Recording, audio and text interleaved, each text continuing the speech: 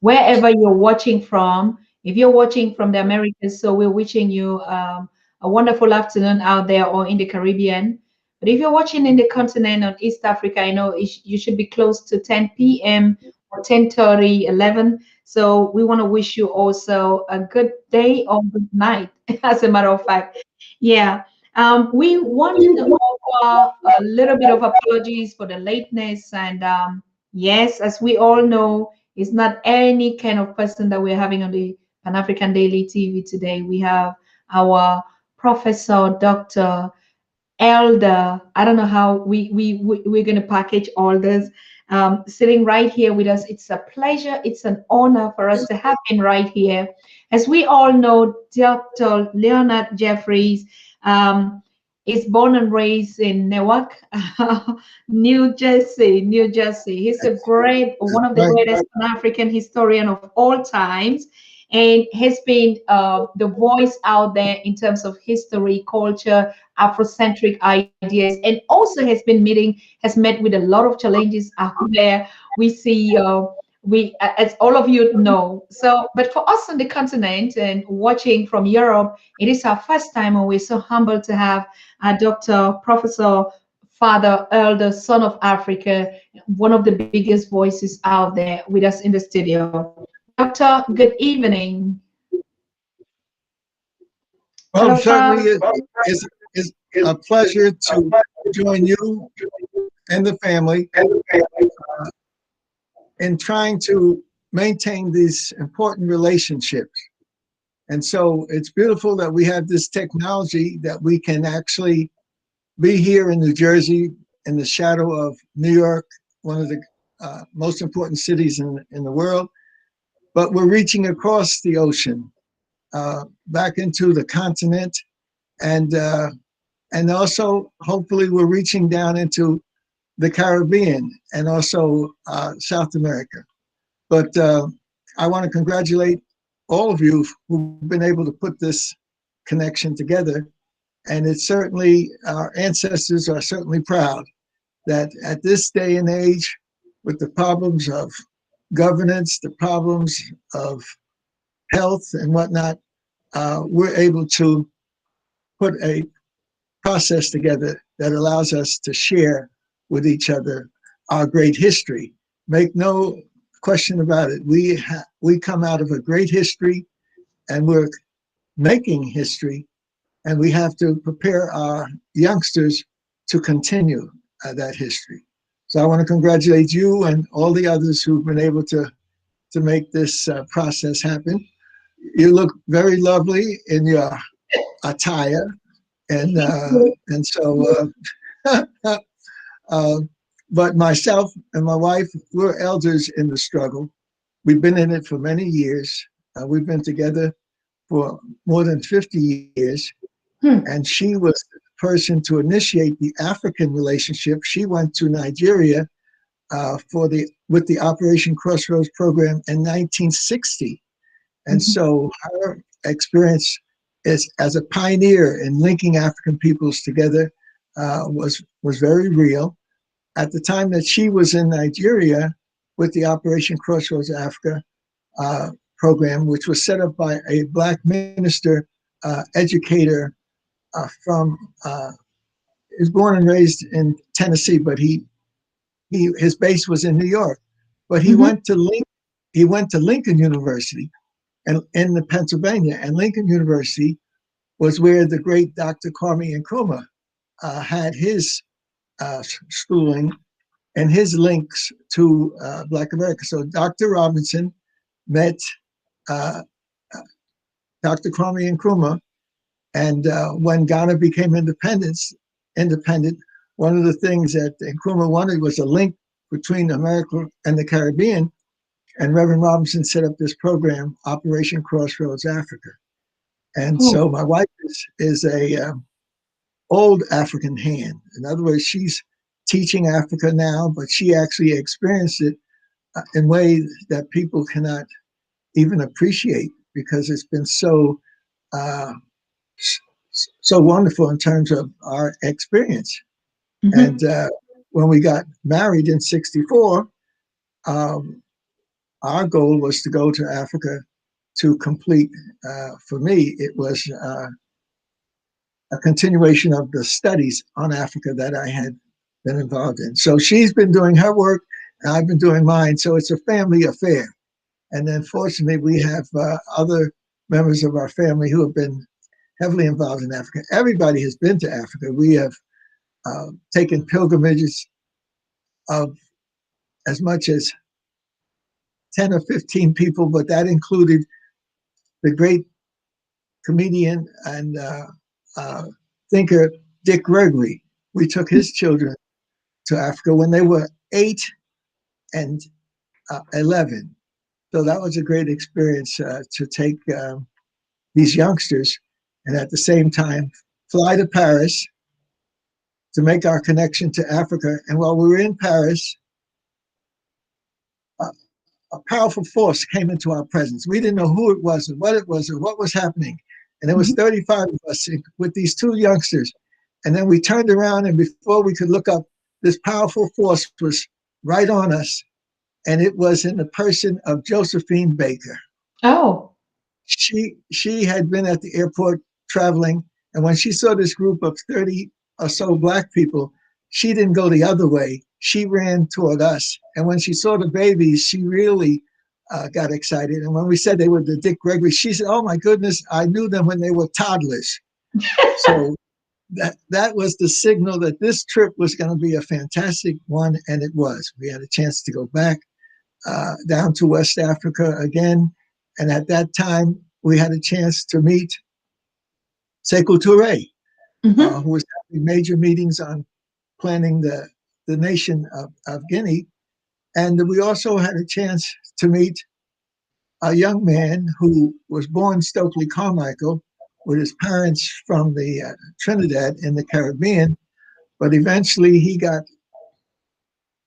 bitten with the African bug, and so he changed his name Stokely Carmichael, which he had when he was in the struggle for freedom, the freedom struggles in the South of the United States. In fact, my nephew, Dr. Hassan, has written a book on the struggles in the South, and it includes the work of Stokely Carmichael. But then as he expanded his consciousness and he became much more African in his worldview, he decided to do something unusual, to go to Africa to live, but then to transform himself with a new African consciousness. He took the two names and combined them into one. So Mm-hmm. he became Kwame Ture. Kwame was Nkrumah's name, and Ture was Sekou Ture. So Ah, this brother, Touré. yes, you talk about the epitome of Pan Africanism. This brother, who was up from the Caribbean, in one of the most progressive islands, Trinidad, where many of the great ones come from. And you talk about, the C.L.R. James and even a great scholar who was a good buddy of mine, Tony Martin, was from Trinidad and Tobago. And so here you had this brother combining these two great names and living in Guinea. So he went through the Caribbean Foundation. He came to America. He got connected with the struggles of Black people in America. And then he went to the Deep South and he became the symbol of the struggle there. In fact, there was a great term that one of his partners created when the struggle was going on. And Mm-hmm. that term was Black Power. And most people think it was Kwame Ture that came up with the term. No, his partner came up with the term, but he was the one who articulated it and spoke it so loud that it became the rallying cry of the movement in the South. But then he grew out of that movement and he saw the global African movement.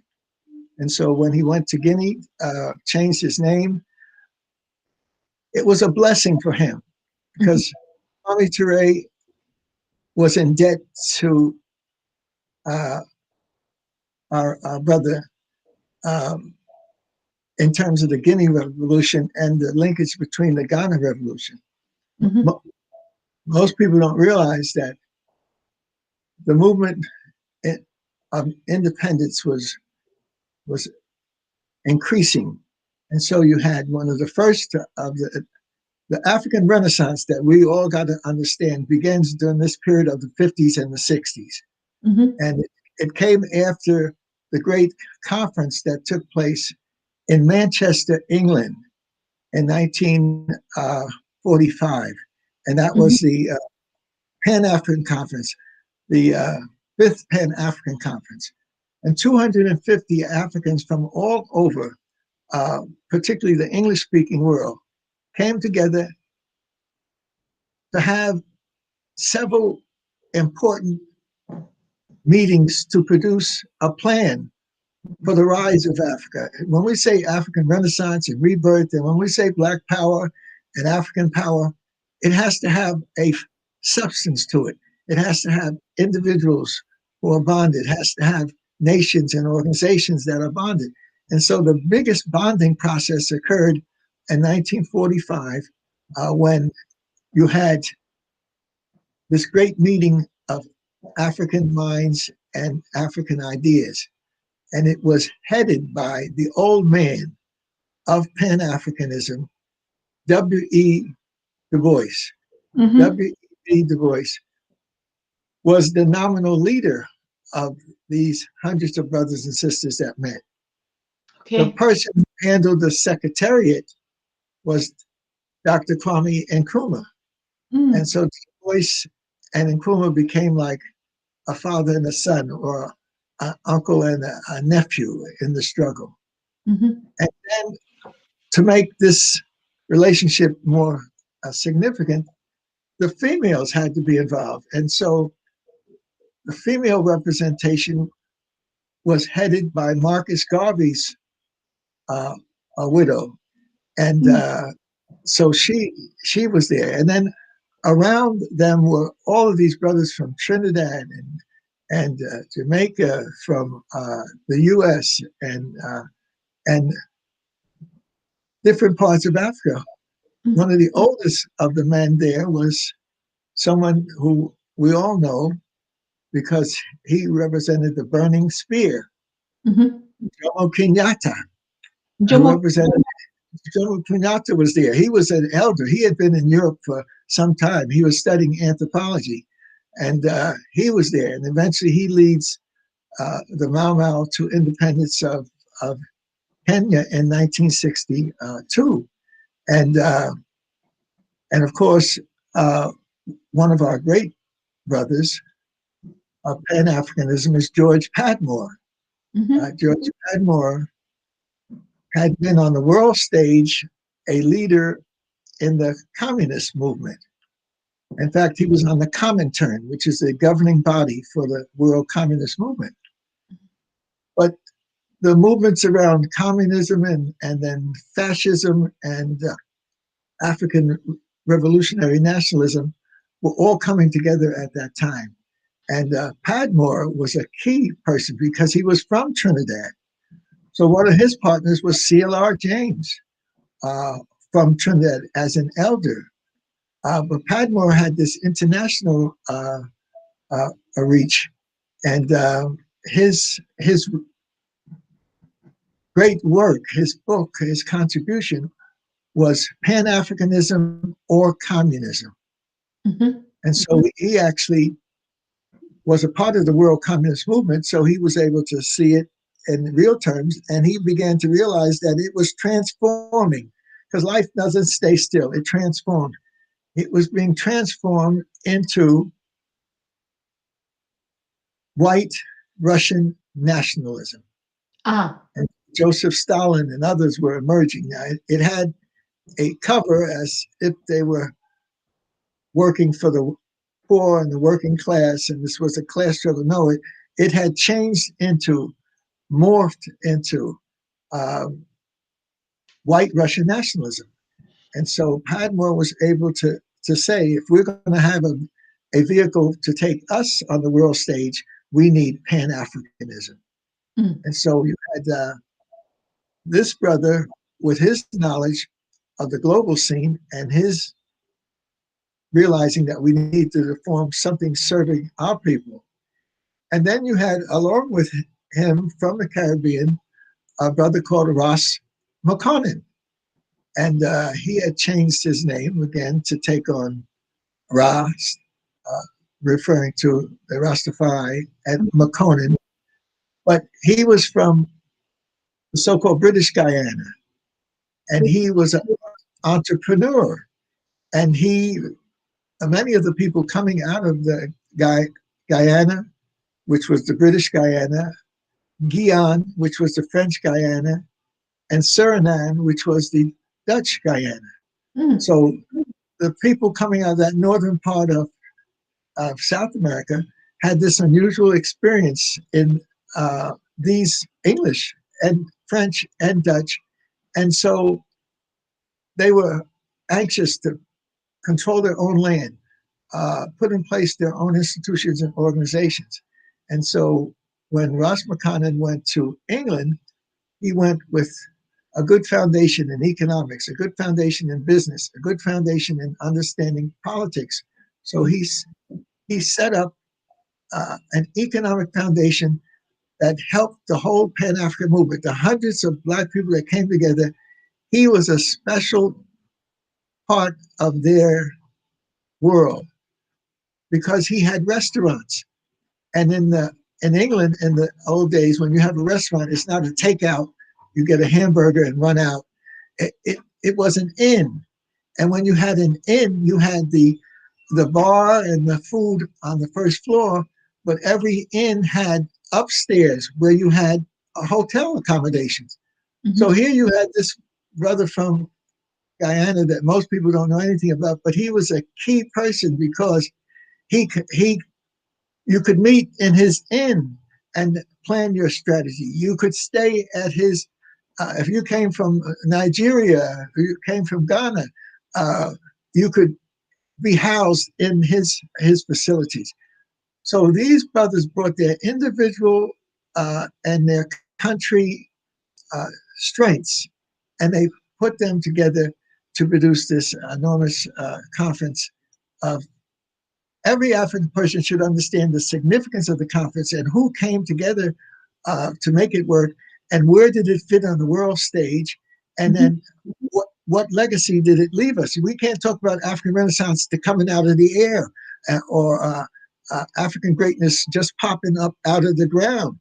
This involves the development of the human family and its relationship with each other and that. And so I don't want anybody to hear a Jeffries presentation without understanding Pan-Africanism in its deep uh, uh, way. Our mentors that we had in America, uh, two of them were giant Pan-Africanists. One was Dr. John Henry Clark. He lived in Harlem, and he came up from the South with little education, but he started moving through life and getting his education. And so he became the leading Pan African spokesman for us in America. And he was a giant. He was a good friend of Kwame Nkrumah. He had met him in Ghana. He was in Ghana in 58. But he met Kwame Nkrumah in New York because Kwame Nkrumah left Lincoln University in Pennsylvania. And there was a friend of ours called Dr. Well, he wasn't a doctor then, but he was Philpott, Brother Philpott. And Brother Philpott would come up from Washington, D.C., come to Lincoln University, which was not far away, and then take Nkrumah back to Washington. And in Washington, he would sit at the feet of these great African leaders. One of them was Ralph Bunche. And Ralph Bunche was part of the Hansberry group. Leo Hansberry, one of our great thinkers. He, as a young man, he had traveled throughout the world, and so Hansberry set up the African Studies component at Howard, and you had another great scholar who was a part of the Hansberry group and who was at Howard at that time was Chancellor Williams, Dr. Chancellor Williams, and his great work is followed by he did an analysis of the African world and traveled to dozens of African countries and did an analysis on their capabilities of functioning. So Mhm. this is a black man from the Carolinas who had this consciousness and had this platform at Howard University. So his great work is he came up with two, but his great work is studying the whole development of the African uh, family. And I don't have my book here, but he dealt with the destruction of African civilization. Mhm. See, we like to focus on the positive side, and we don't want to deal with our enemies and the people who are planting seeds to have us destroyed. But we also have to look at the positive, but you also have to look at the negative. So his great work is the destruction of black civilization. 3,000 years of attack on black people. I mean, he wasn't talking about a little struggle here or there, a little war. He was saying a whole process where people from Asia, people from Europe, uh, had been coming at Africa and destroying African people and preventing them from coming together. So when he was doing his PhD work, he had a sequel of the destruction of black civilization, and that sequel was the rebirth of African civilization. Now, Mhm. this is the 1940s and 50s. He's talking about the rebirth. So when we say African Renaissance, we have to look at it from its various dimensions. There is truly an African Renaissance because we had gone through hundreds of years of enslavement, the destruction of Black people. But in point of fact, this destructive process was creating the dynamics for a rebirth. And so I'm citing some of our elders. And I have a picture, a beautiful picture of myself as a young scholar. At that point, I had a beard and a mustache and was in my 20s.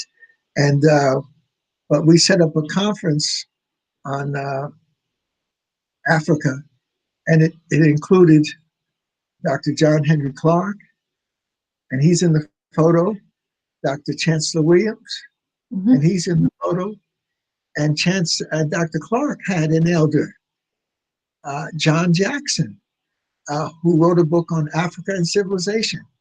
And so, and then myself. So that's a great picture for me that as the young Turk, getting my things together. But who did I have as my mentors? Uh, these brothers, and all of them were from the South.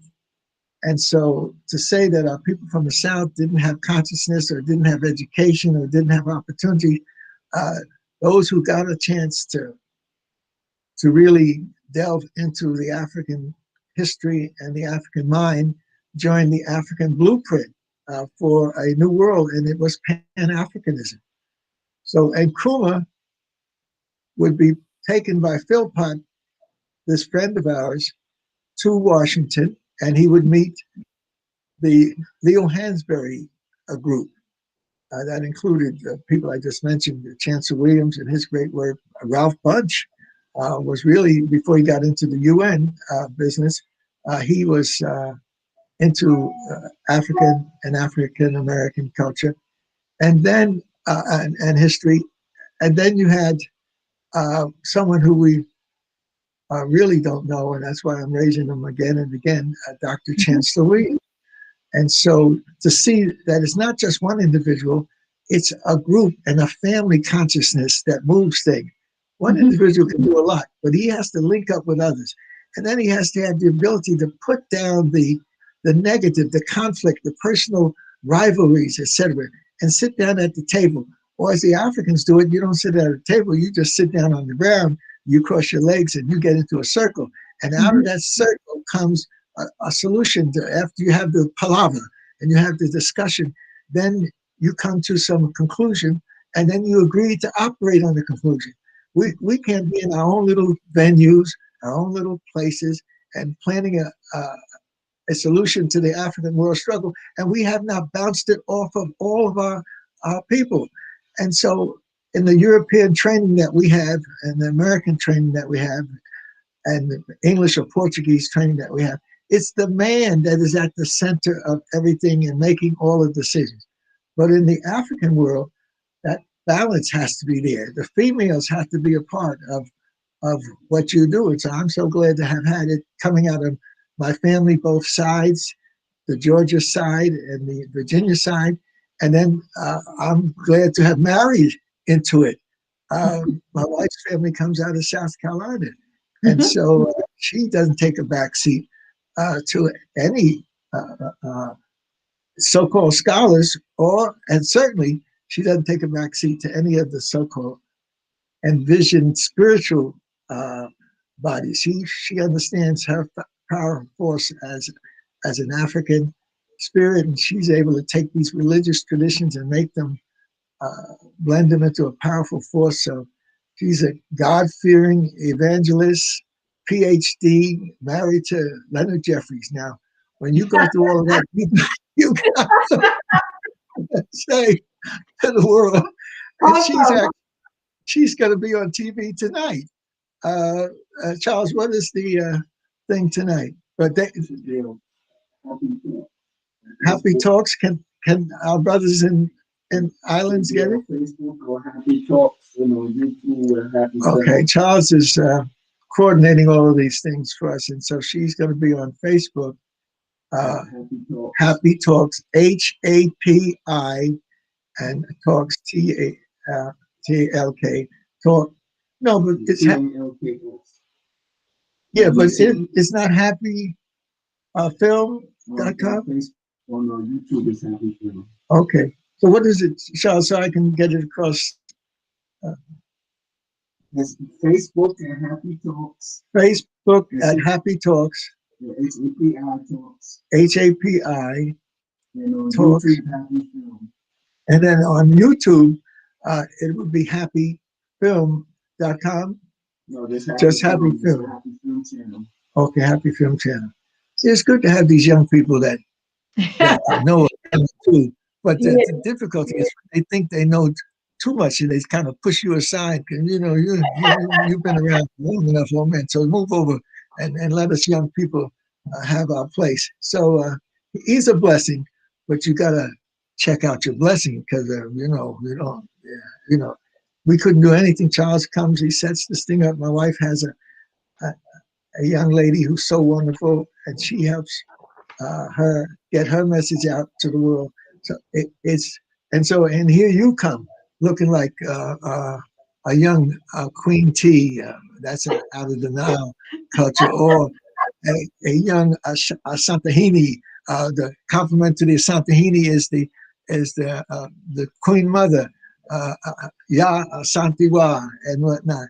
So we have to tap into this African foundation that we're on, because there's so much strength there, because it lets us know that we're the original people, that in human creation, we stand at the head of the class. We're not subhuman or non-human. We are the human family. And so that's hard to travel around the world with, because people say, wait a minute, what about the Greeks? I said, what about them? They sat at the feet of the Africans to help develop their culture. Well, what about the people before them, the ancient Hebrews? I said, well, what about them? Much of their understanding and their enlightenment comes out of the Nile Valley. So wherever you look, there we are. But here we are trying to be like white folks, imitate these crazy white folks who don't have all the foundation that we have. We need to tap into our foundation and then grow. And that's what the Renaissance is all about. Not trying to imitate white folks. There's a limitation to their imitation.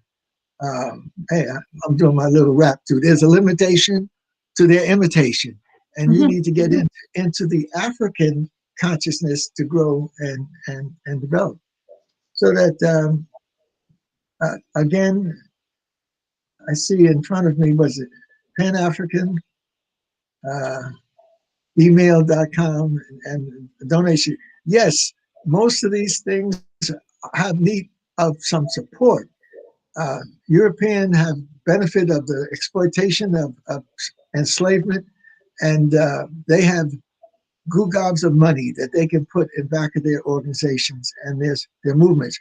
We need as much help as we can get to help these, and I'm so glad that I'm still around here to see young, powerful, beautiful people taking on the mantle. So when we were up in heaven, in the African heaven, and we're going to be sending down some vibes for you all to continue to struggle. Don't fall into that materialism that if I got me a car, I'm somebody. Or if I got me a pair of sneakers, I'm somebody. Or if I can get me some gold teeth and a gold ring, I'm somebody. No, you have to have something spiritual to be a part of your being in order to make you somebody. And so look at our history of people who came out of nowhere, out of devastation, dehumanization, to now talk about a renaissance. And so uh, the books that I have around me when I'm talking, uh, like Dr. Nkrumah.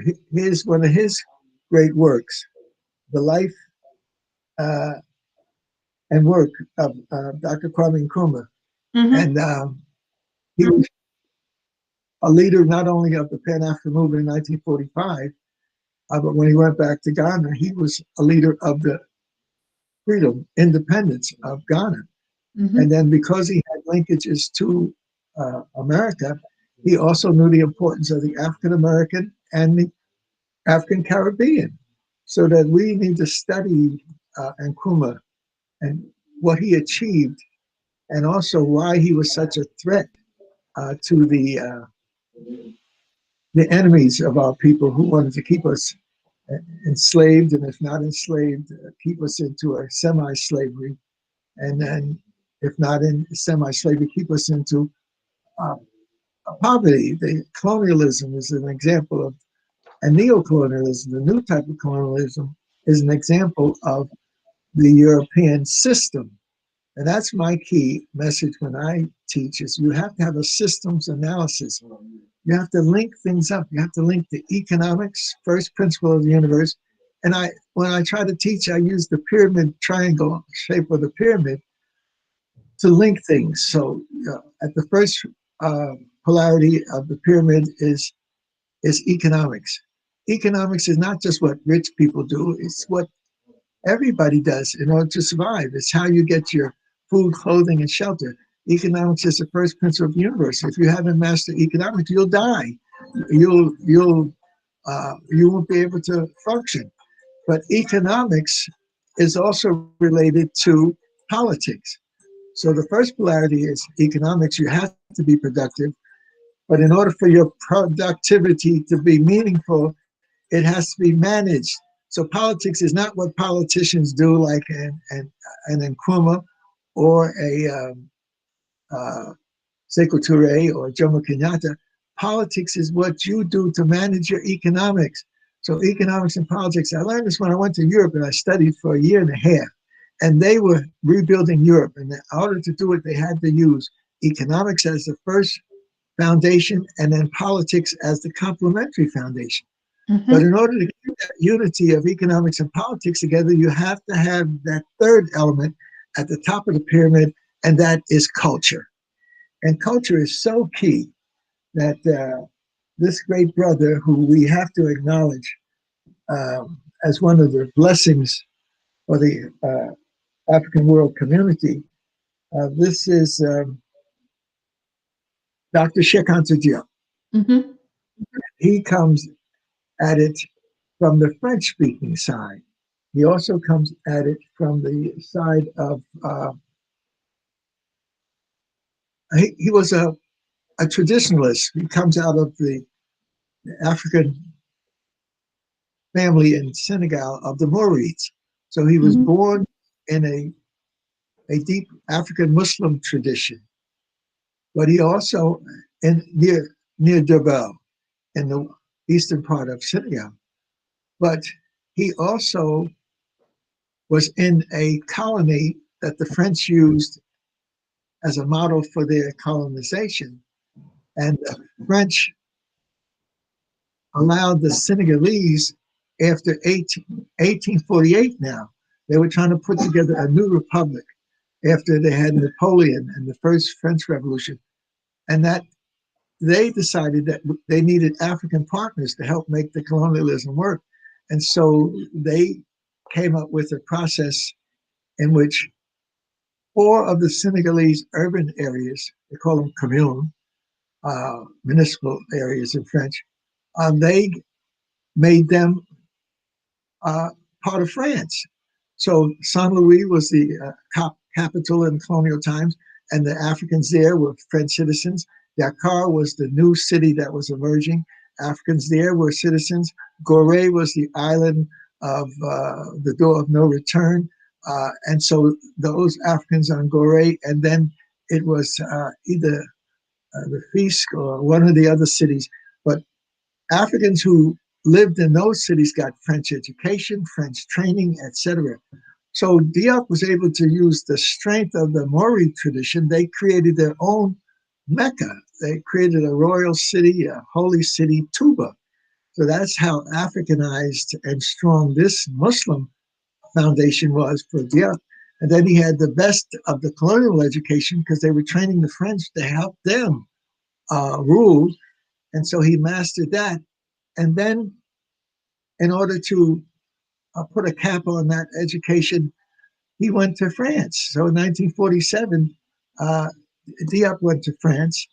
And at that point, he saw the French rebuilding a nation that had been destroyed by World War II. And so he was able to take advantage of those opportunities and see a new nation being rebuilt.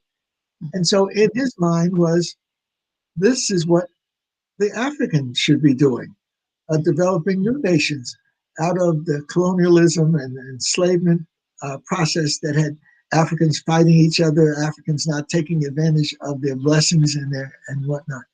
So his great work, and one of his first books was the African Renaissance. In fact, uh, I was able to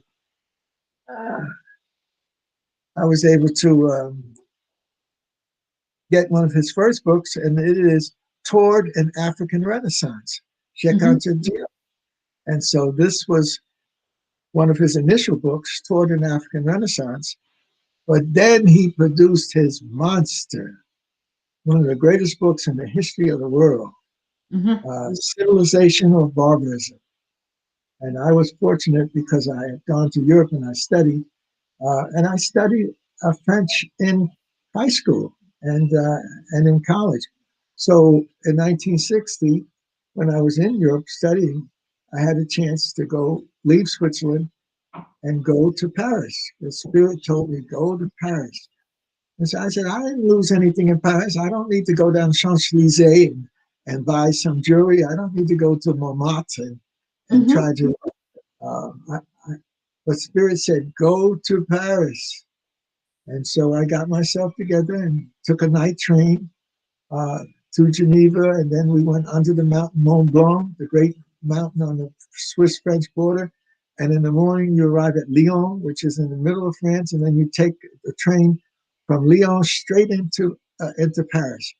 And so into Paris, I went to the student quarter because I'm studying. And that's when I met Cheikh Anta Diop and his people there. And they were having a great a gathering of hundreds of scholars because Diop was again applying for his PhD. He's the only man in the world who had to put in a dissertation 3 times before they gave him a PhD.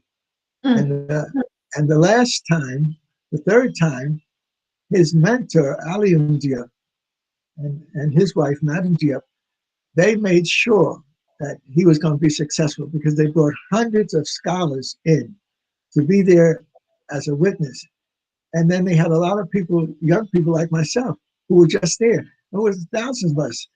I wasn't even thinking of going inside. That was for the people who had large. I was just glad to be there, that the Spirit had told me to come at the right place at the right time. And there I was. And that's when I met Alioune Diop. And then he introduced me to Cheikh Anta Diop. And so I've been able to do the things that I have done. It's because you're inspired by these greats who have gone before you. And they're not arrogant with their greatness. They have a humility and a spirituality that people they can't even understand. But This is one of the greatest books ever written by anybody, Civilization and Barbarism. And this particular copy, I was able to translate. And to show you that Dr. J is not jiving, this is the copy that came out in English. But the copy that I originally bought and I was working from in Switzerland is right here. This is the original copy of Civilization and Barbarism in French. So this is the one that we eventually produced in the 1980, I think it came out. And then this is the one that I originally had when I first went to Paris and I got interested in Presence Africaine.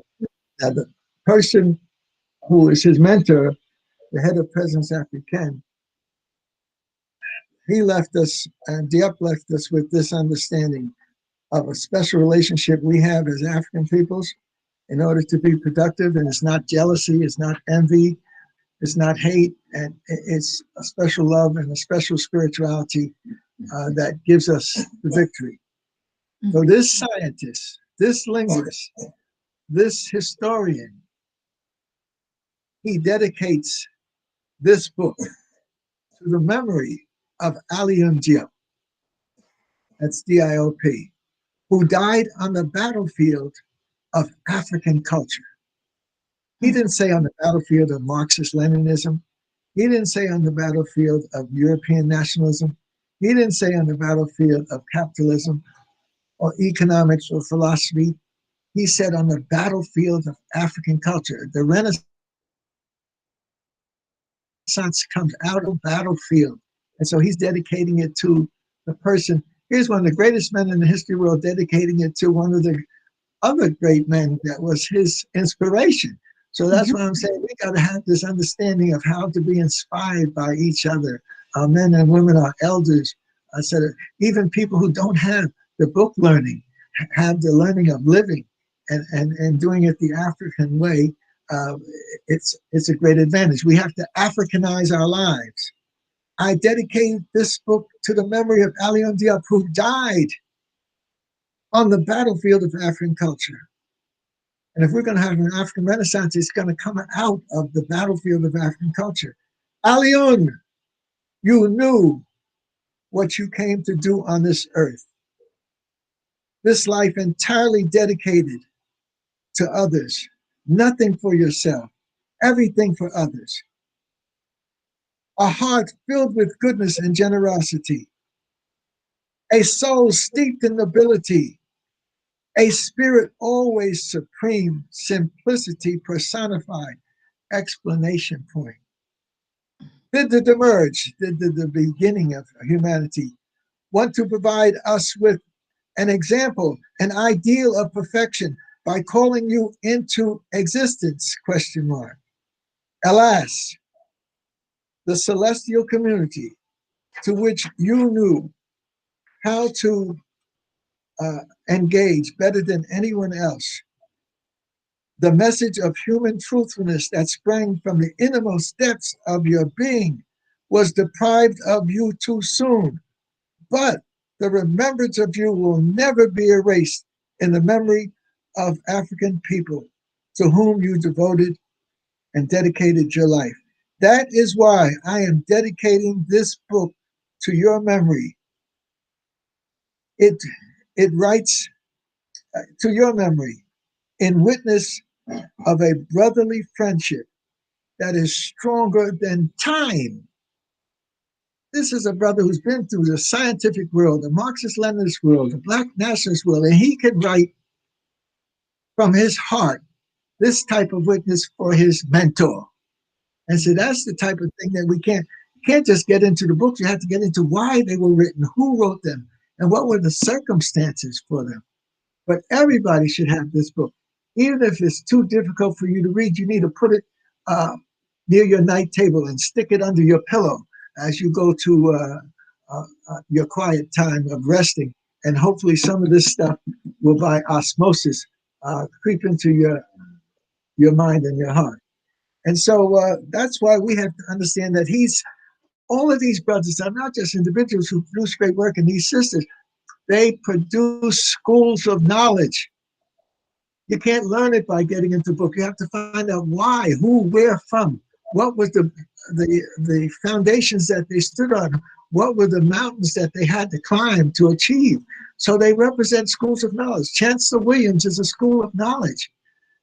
And Dr. Clark's mentor, John Jackson, a school of knowledge. And so Dr. Clark, to pay homage to his mentors, and he's the mentor of my wife and I, and all of these hundreds, if not thousands of us that have tapped into Africa.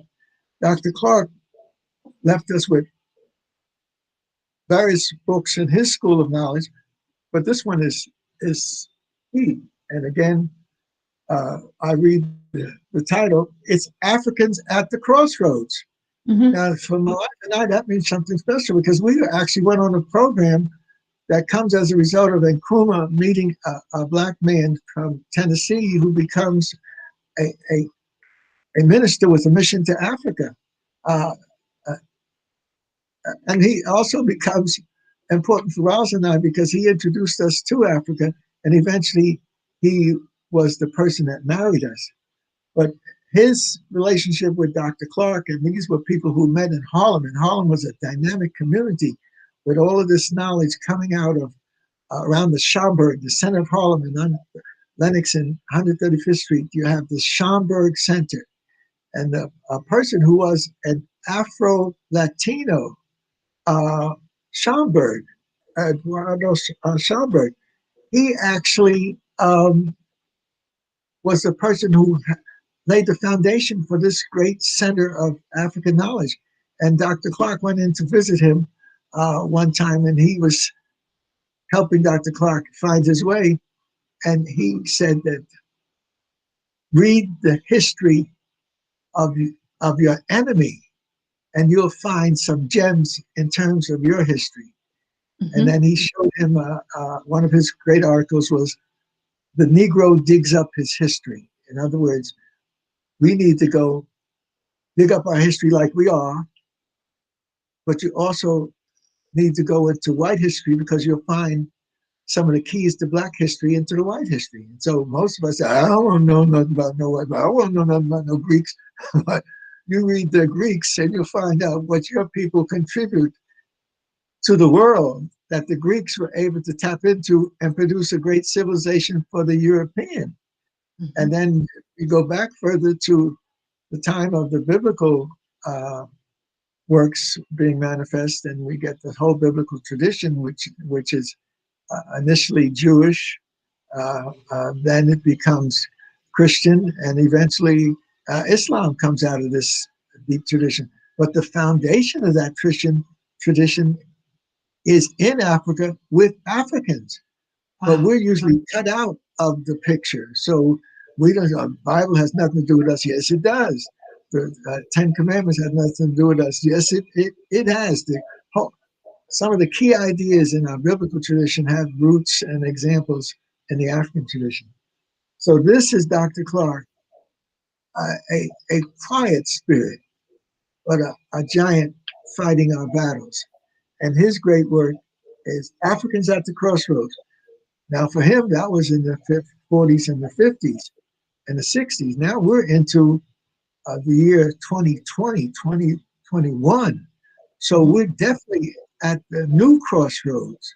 And we need to understand what Africans did at the earlier crossroads and apply it to the new crossroads that we find ourselves in. And then this is key. Notes for an African world revolution. Now, I know some of our people say, well, I'm into African culture. I'm drumming and I'm dancing and I'm whatever. No, that's a part of the cultural dynamic. But the real dynamic is the revolution. If you do not have a revolutionary spirit, you can't internally throw off the devil that's in you. And if you don't have a revolutionary connection, you can't throw off the devil without.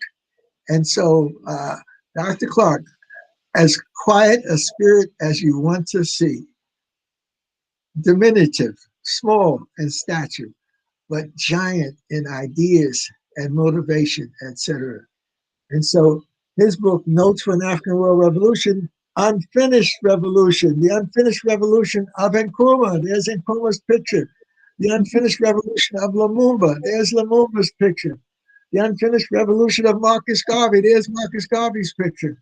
The unfinished revolution of Malcolm X in terms of the work here in America. And of course, the unfinished revolution in Kenya. So he uses Tom Mboya as an example, standing on the shoulders of Jomo Kenyatta and the Mau Mau movement. So there's a lot for us to do. I know you all want to look good wearing the African clothes, and some of you might get a little African crown, and you got some African jewelry, but that's just the periphery. That's just the outer coating. You got to go deep into the spirituality in order to transform. And so that's what it's all. Africans came up with the concept of resurrection, rebirth, and whatnot. That's ours. We don't take no backseat to nobody else. And commandments. So it's good to have 10, but the Africans have commandments that involves hundreds.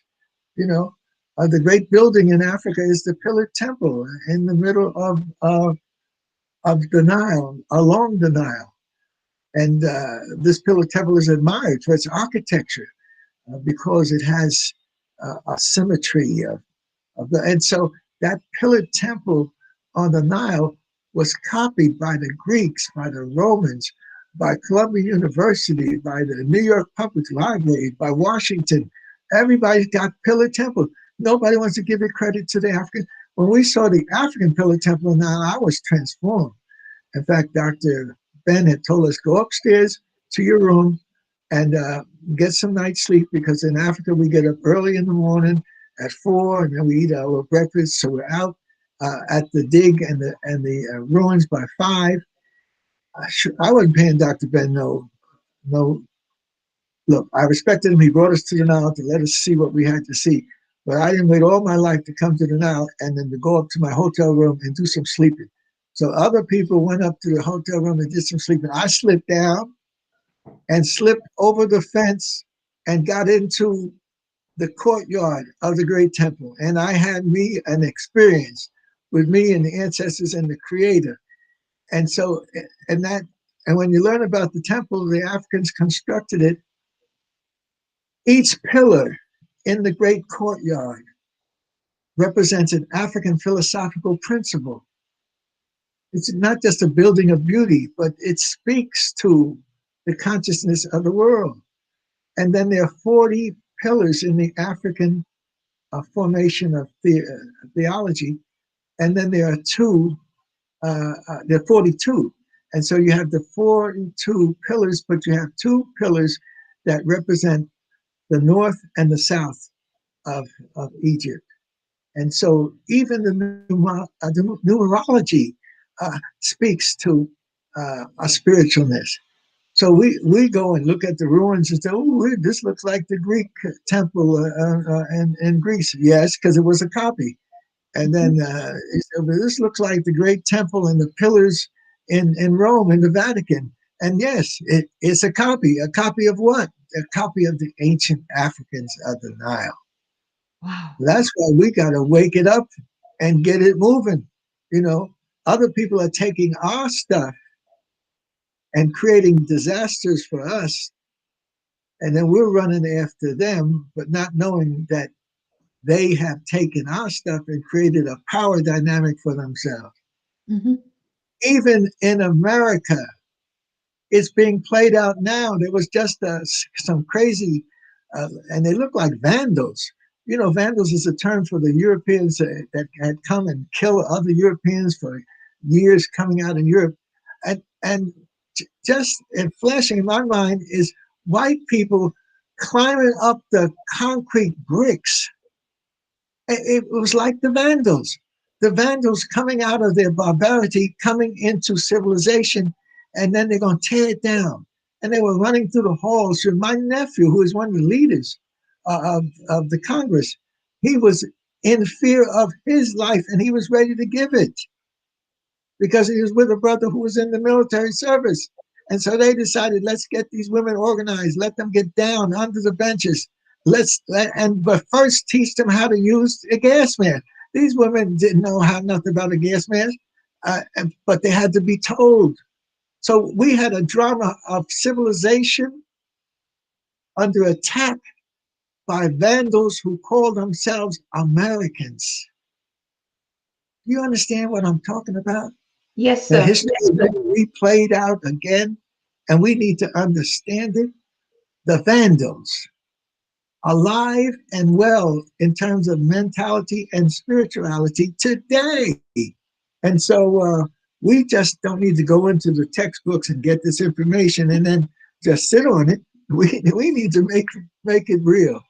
And so that's why when I get a chance to say a little something, um, you try to do it in a very meaningful way. Mm-hmm. Now, one of our great thinkers, he was from the Caribbean. His name was Ivan Ben Sertima, and he was inspired by Sheikh Anta Diop. And so he's produced a whole school of knowledge. And this is Ivan Ben Sertima's work here.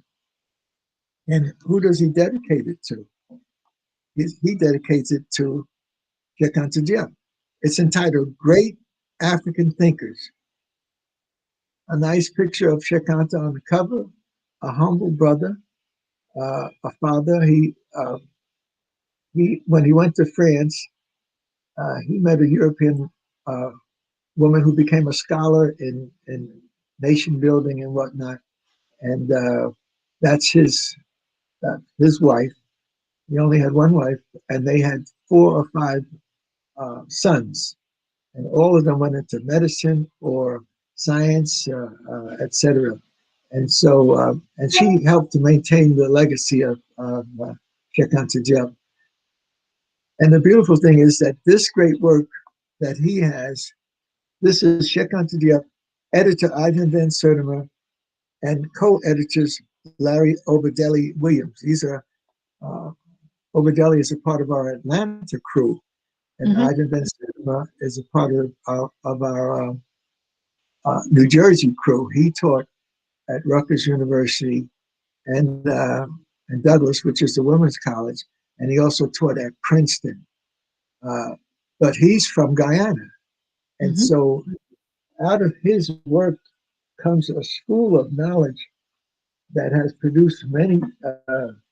You have to give him credit because he's produced many great works, and one here that I'm reaching for is Egypt Revisited.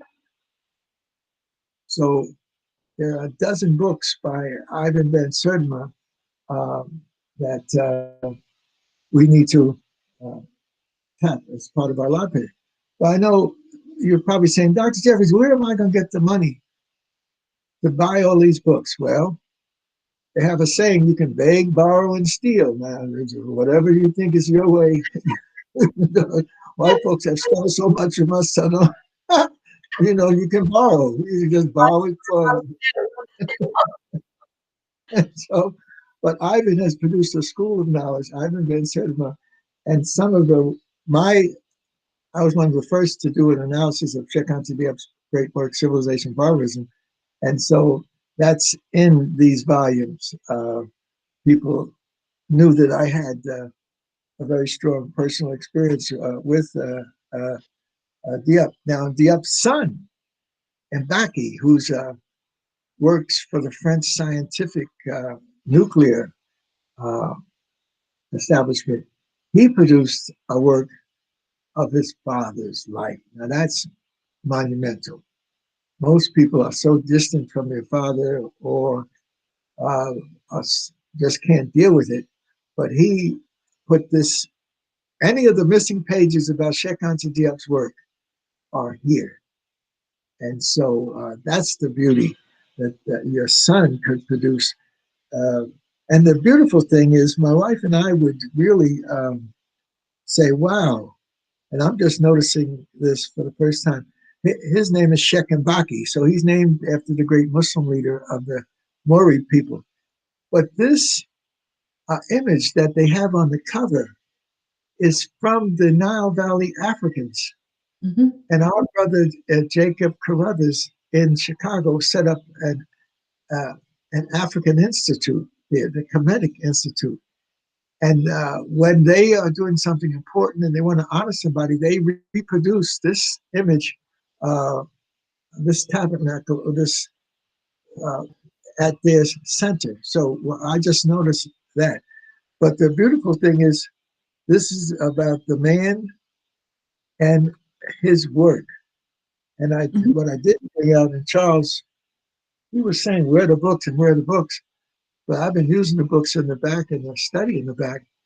And there was a group, a couple that came to City College to sit at the feet of Dr. Jeffries. And they were from Martinique. And they were coming in for a semester of study in America. But it was so fantastic, much more than they had thought. So they decided to stay a year. Mm-hmm. And when they went back to Paris, they took my notes and the illustrations of the pyramid analysis, economics, politics, and culture, and then how you write a paper that's meaningful. You have an intro, and then you have a body of analysis, and then you have a conclusion. They decided to take my teaching method and have it published. It should be there, Charles, but you have to lift up something. They actually produced in French Dr. Jeffries' classroom activity. And so it's great for us when this Pan-African message can be passed down from generation to generation and city to city. And one of the images I want to tie this presentation up with, and we always, this is important. This brother, Theophile Obanga, he was the younger partner of Cheikh Anta Diop in this great struggle of intellectual warfare. And again, he was blessed to have an American experience twice. He came at one point to be at Temple University with Molefi Asante, and so he spent many years there helping Molefi raise the honoring of Cheikh Anta Diop. They put in place an annual Cheikh Anta Diop conference that brought scholars from all over. So that worked out very well. And then Obanga went back to his own country, Congo Brazzaville, and the idea was to put in place a center, a university center that represented this modern world. And so he began to lay the foundations for that. But the politics in Africa is very treacherous, and at some point he lost the school that he was building. But luckily, he was able to get his wife and children out to Paris to be protected, and he stayed on. They tried to destroy his library, but he had a student, Troy, who he taught at Temple in Molefi Asante's great program. And while he was in Philadelphia, he would take these young men and they would jog through the streets of Philadelphia for miles. And that was their thing of staying healthy. And so but once he went back to the Congo, Brazzaville, he was so busy handling work that he had to do that he did not, he let his health fall down. He wasn't jogging with anything. But Troy, wanting to finish his dissertation, Troy left Philly and flew to Brazzaville to be with Obanga to finish his dissertation. And at the same time he was there, they began to renew the jogging that they had done in Philadelphia. So Obanga was jogging for miles and miles around the jungles of Brazzaville along the Congo River. And when the coup came, Troy finished his dissertation. He went back to Philly. And when the coup came to overthrow the government, Obenga had to get out of Dodge. That's a saying in America. You get as fast as you can. So Obenga got his family out. He saved some of his library, but he had to get himself out. And how did he do it? He ran through the rainforest for 20 something miles What? to get himself out of his own country, to save himself so he could continue his work. The creator wasn't finished with him yet. I mean, so that's an unbelievable story, but it's not finished because he got out and eventually he went to Paris to be with his family, etc. But the pull of Black America, because Sheikh Anta Diop said, the rise of African consciousness is going to come from the West and then bounce back to the East, to Africa. And so here, once he was in Paris and he had realized how much he had done in America and what the potential was, and then one of our African studies programs needed a leadership, and Dr. Wade Nobles was there, and Dr. Obuchanga, and others were there, and they did not want to take the responsibility of administration. So my suggestion was Theophilo Banga might want the job, and sure enough, he got the job, and so he was at San Francisco State, heading their African Studies department. And so he was there for several years and helped that department grow. And then he was able to go back to Paris and continue his work. In the meantime, he found time to help develop the UNESCO books on Africa. There was a UNESCO project that myself and James Turner and Dr. Ronald Walters and others, like Shelby Lewis, et cetera, my life and whatnot, we were close to Dr. John Henry Clark. He was really a father figure of us. And so he had us come to his house at one point, and there wasn't enough chairs, so we got pillows and sat on the floor and this and that, sitting at the feet of the master. And the master was Dr. Mbo. And Dr. Mbo was given the chore of looking through African history and coming up with 8 volumes on African history. And one of the volumes was edited by Theophilo Banga. And so the interesting thing about Theophilo Banga and the volumes was, in 72, Dr. Clark had taken us to trips throughout the Caribbean and South America in order to link up the explosion of Black studies programs, African studies programs, and they were trying to find a coordinating mechanism. So we went to Puerto Rico. We went outside of Washington, D.C. We went to Trinidad, Tobago, and we took Garvey's books to Jamaica. They had been banned.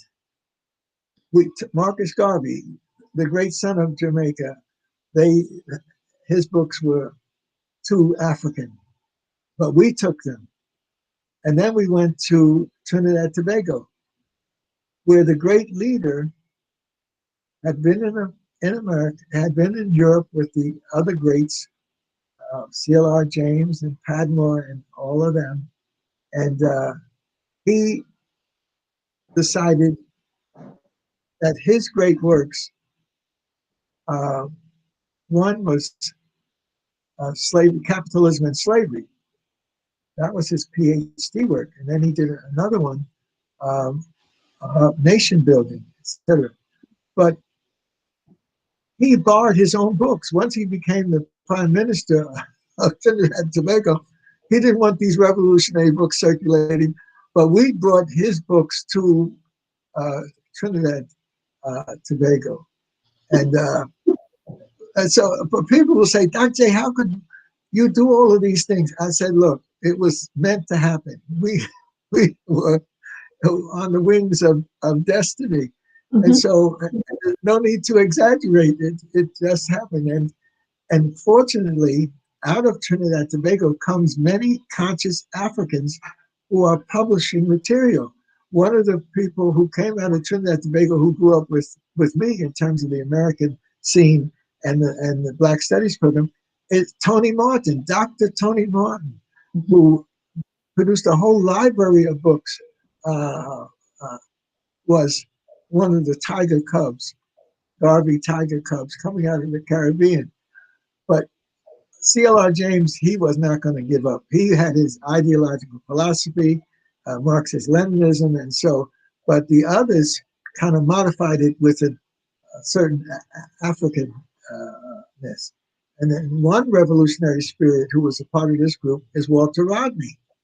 So he did have an East African experience. And so Ujamaa of our brother who was the prime minister, I thought I had his book here.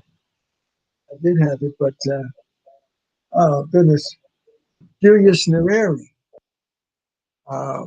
And this young Walter Rodney spent time in Nyerere, and he came up with an African socialist concept of Ujamaa, sharing. And for me, it's the African communal,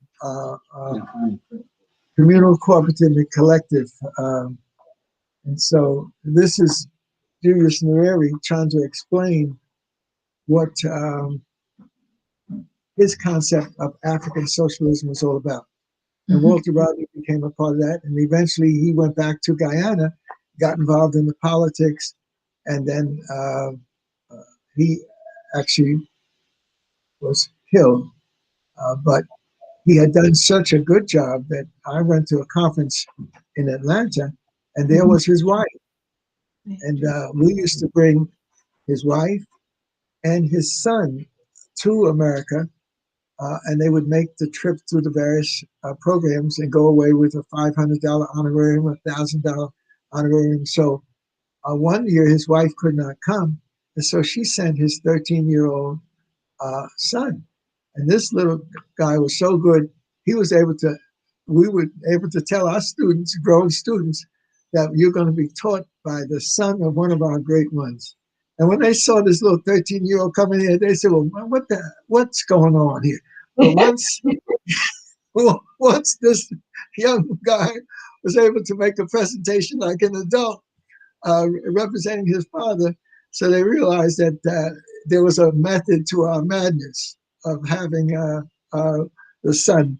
And so it was so beautiful to go to a conference in Atlanta several years ago, and there was the wife, Pat. She was handling this session. And there was a young lady in the back of her who was going to make the major presentation. That was their daughter, Walter Rodney's daughter, who was a lawyer and had become a fantastic lawyer.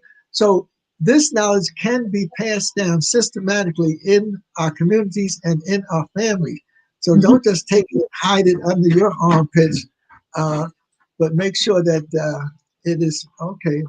And then here is Rodney's great work, similar to the Chancellor Williams, his great work, The Destruction of Black Civilization.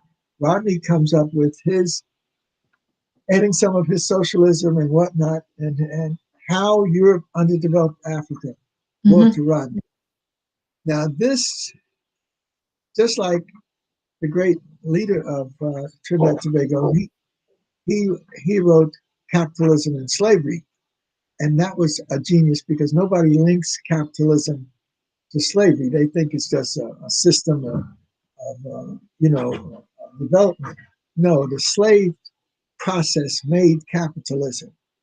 So Walter Rodney's PhD was slavery on the Upper Guinea coast, and that's where the Dutch and the Portuguese and others got the slave system going. But when he wanted to write a volume that got to the people and wasn't at the PhD level, where you really have to have your stuff together, he wrote this book, How Europe Underdeveloped Africa. So his PhD goes with this work. And Eric Williams did the same thing, the president of Prime Minister of Trinidad and Tobago. Eric Williams put his PhD together. He was studying in Europe. There were a lot of socialists and Marxists and whatnot in Europe. So he had one of the great teachers, and so he produced Capitalism and Slavery.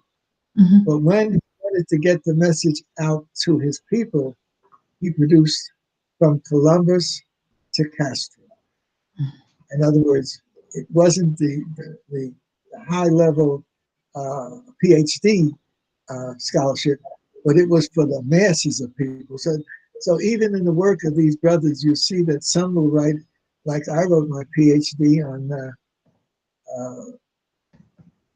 the Ivory Coast, subnational politics on the Ivory Coast is the PhD. And of course, all the work I had to do was in French. I had to go into the French files, the French records, and of course, I was prepared to do that. And then that the master's before the PhD was the 4-year development plan of Senegal. So Mhm. I was already into the French pack and the French and the Africans' attempt to build something other than the French. And so you could see where people can produce the PhD, but it's at such a high level that you have to come up with other volumes that would let the general population, handle this stuff. So uh, find out what were their PhD, and then find out what other works they did to try to get the message out to the ordinary folk. PhD had to satisfy the prominence of these Europeans, but I've done it, so it ain't impossible.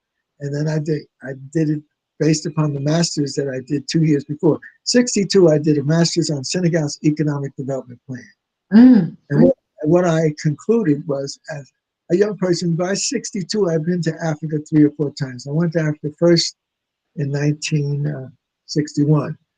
Then I went back twice in 1962. Uh, and then I led the group to Senegal that year, and I led the group to Guinea the next year. And I was in Africa on the staff of Crossroads. I went to Africa about 4 or 5 times. I went to the Congo in 1964. Can you imagine? Uh, Mhm. Leopoldville in 1964. And I had a chance to meet some of our crossroaders. One of them, she is still an ambassadrix, an American ambassadrix, uh, uh, and she went to Africa in those early days. Shirley Barnes is her name.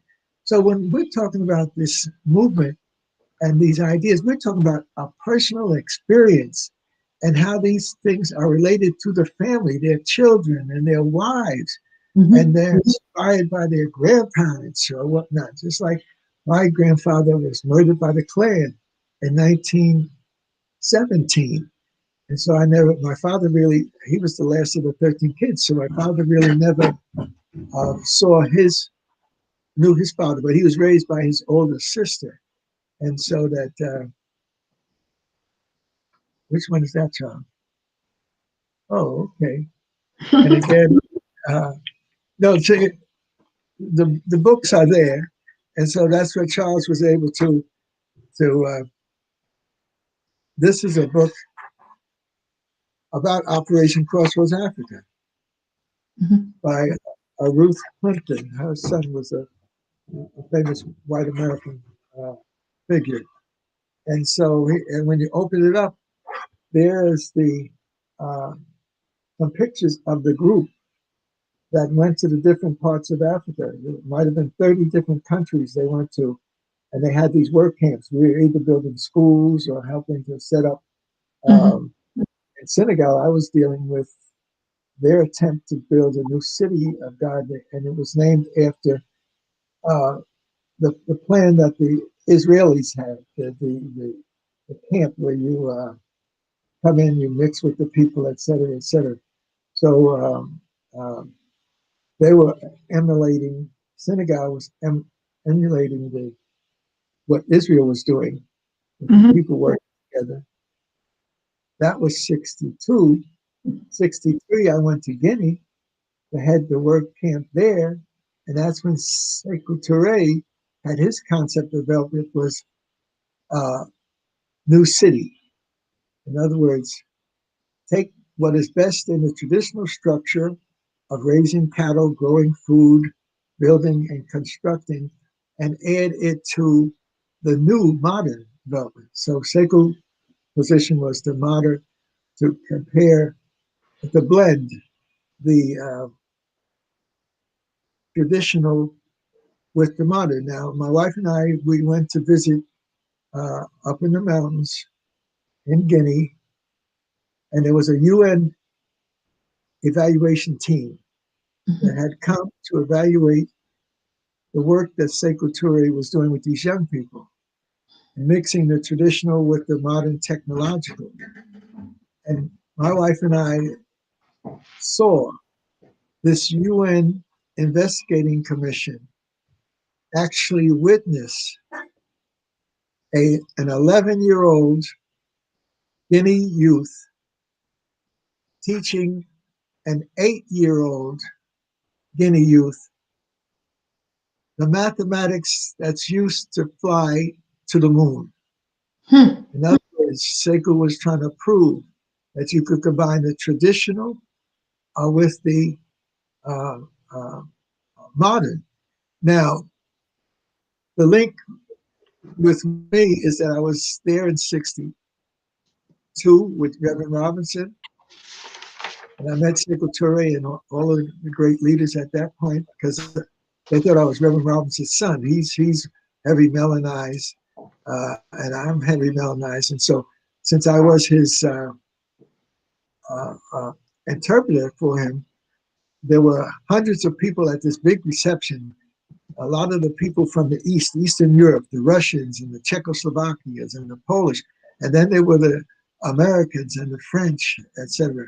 And it was a kind of a difficult situation because the East was trying to vie for the African Revolution and the West also. And so, thank you, Charles. In the old days when Charles was with the Sons of Africa, he couldn't just drink the juice and put it before myself and Professor Smalls. We would have him take a sip of the water or juice and to make sure it wasn't poison.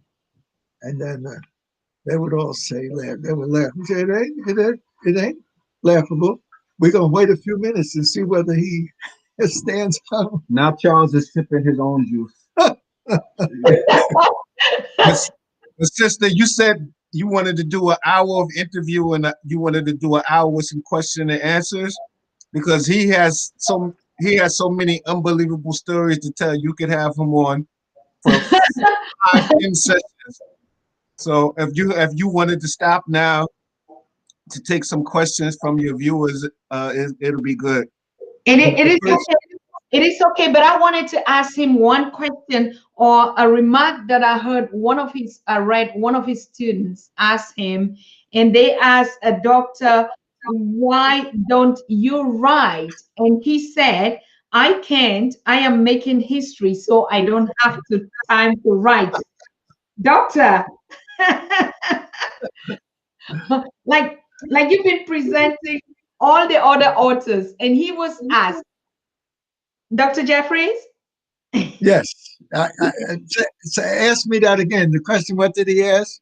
The question was, one of your students at the Black Studies City College asked you once and said, Doctor, with all this experience in that, why do you not write? And you said, I can't, I am making history, so I don't have time to write.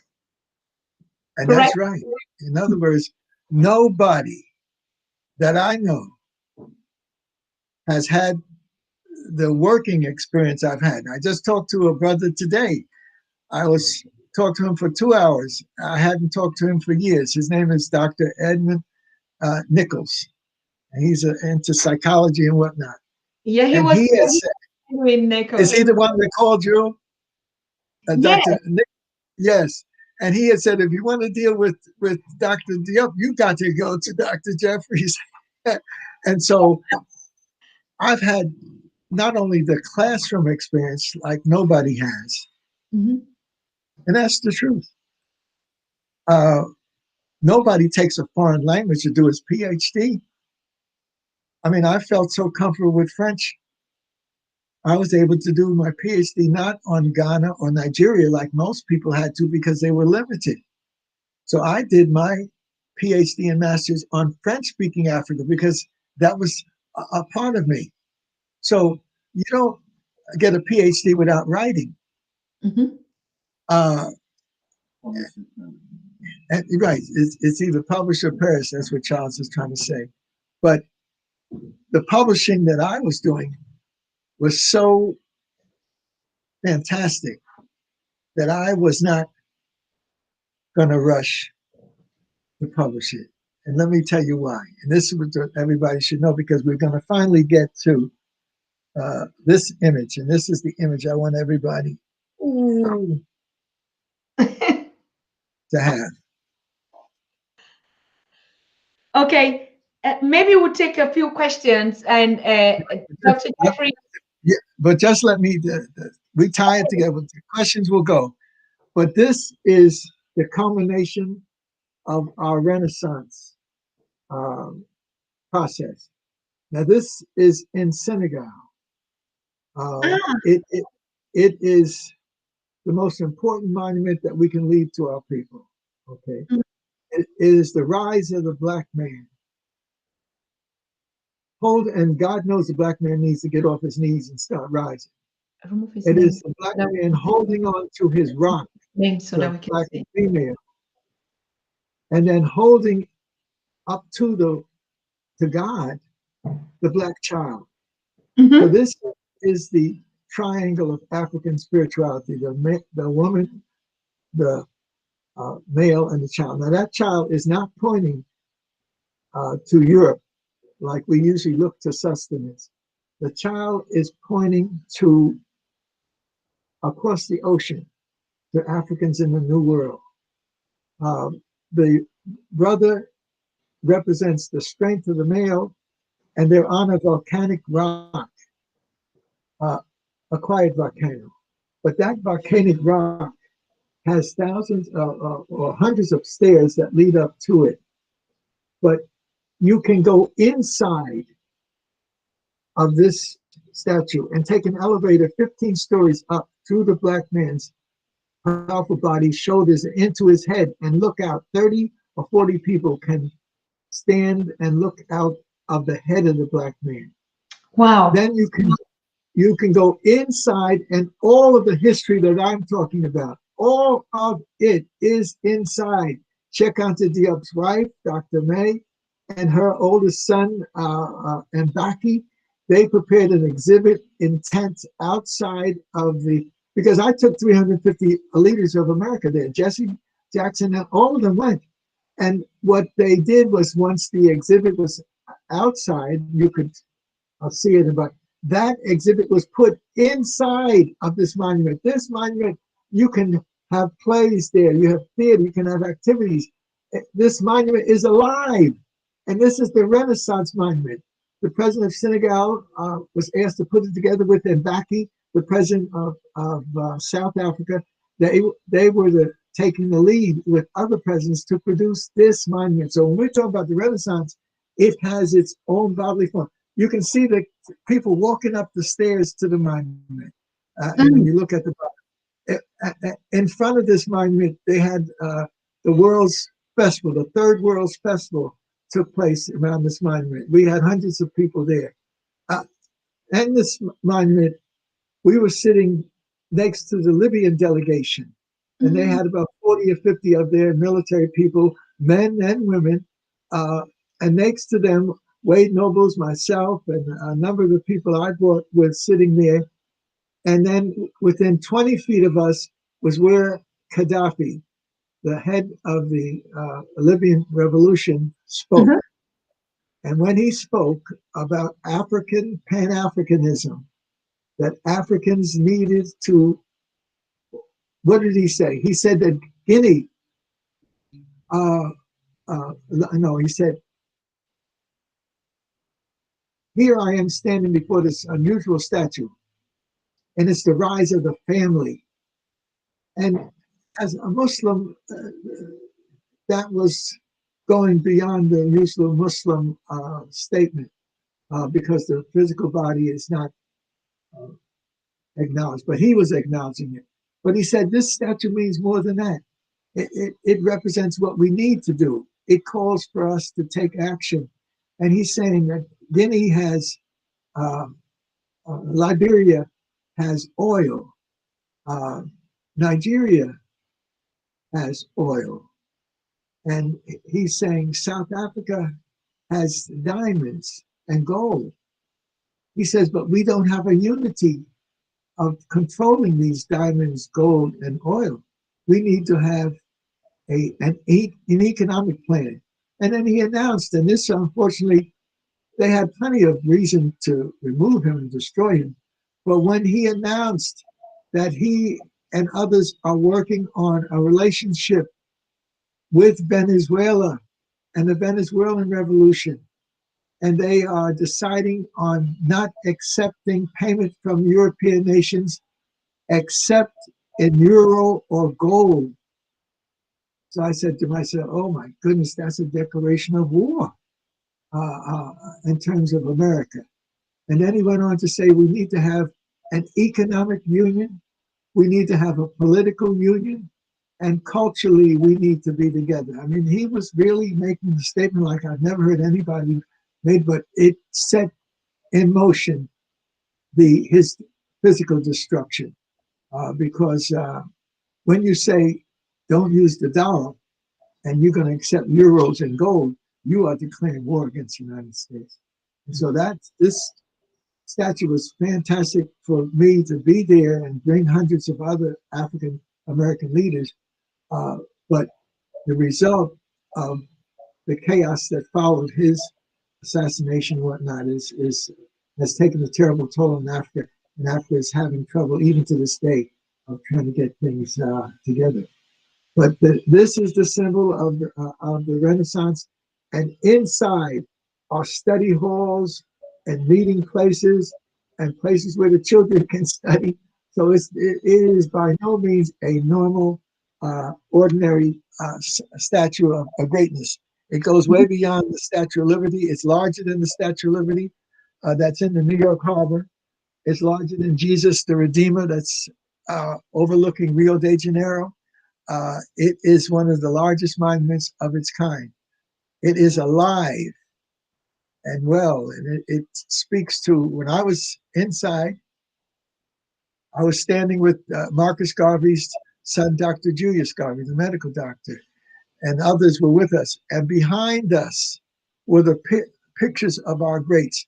Behind us was a picture of W.E.B. Du Bois, of Kwame Nkrumah, of Marcus Garvey.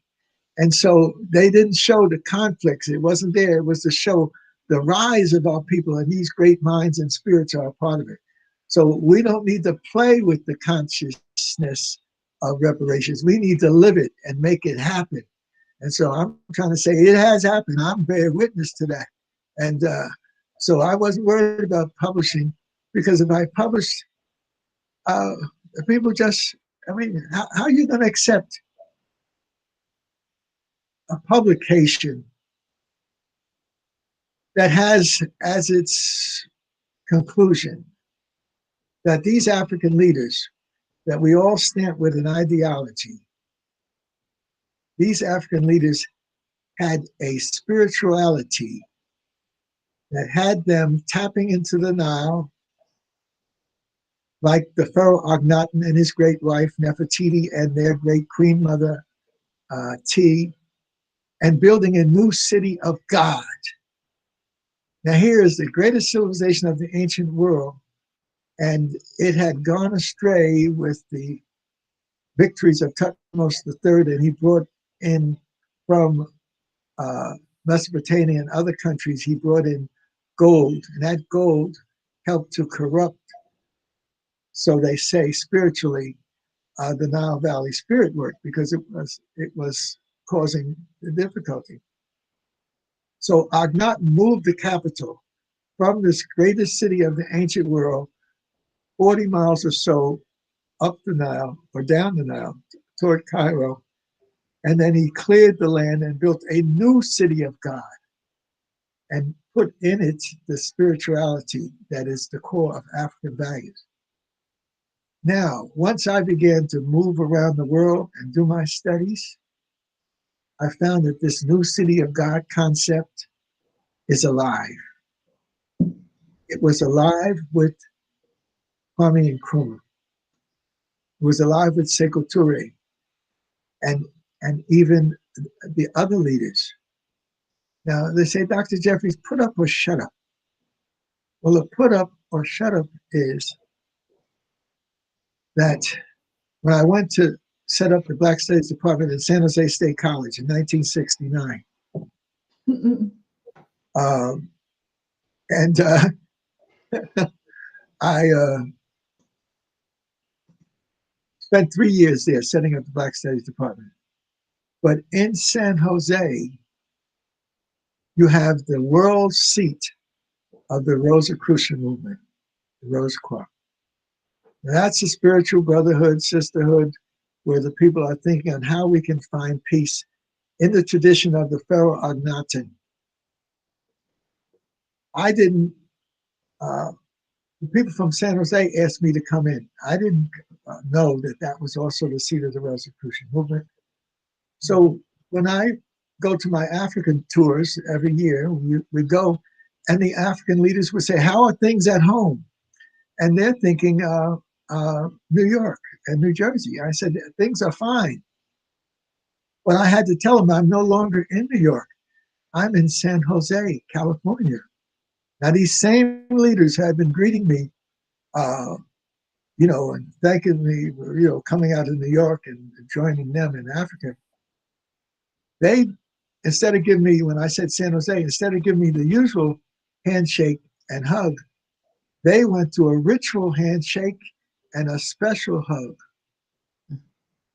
Because San Jose is the international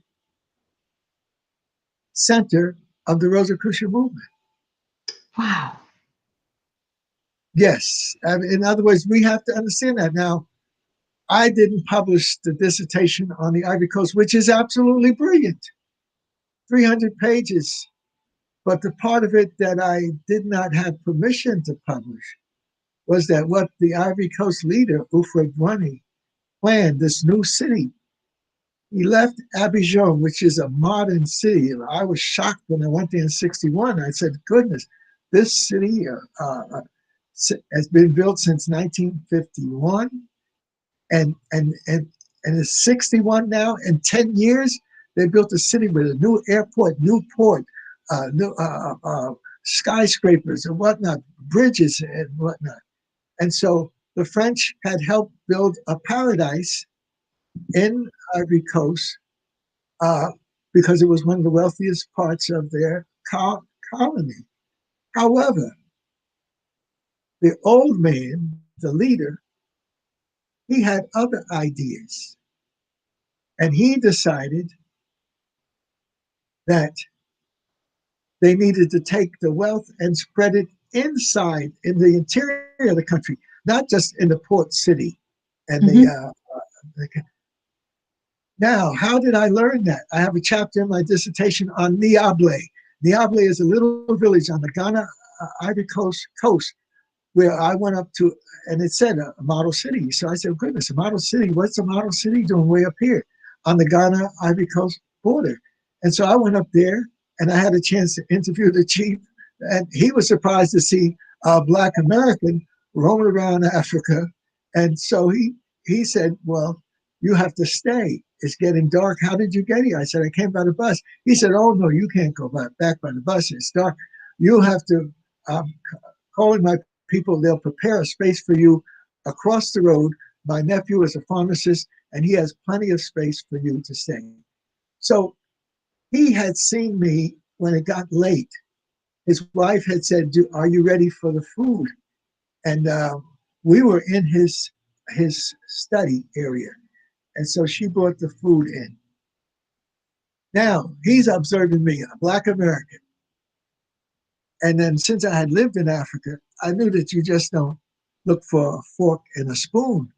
when you're eating African style, you put the right hand out of reach behind you, and you go in with the left hand and eat your fufu and sauce, etc., etc.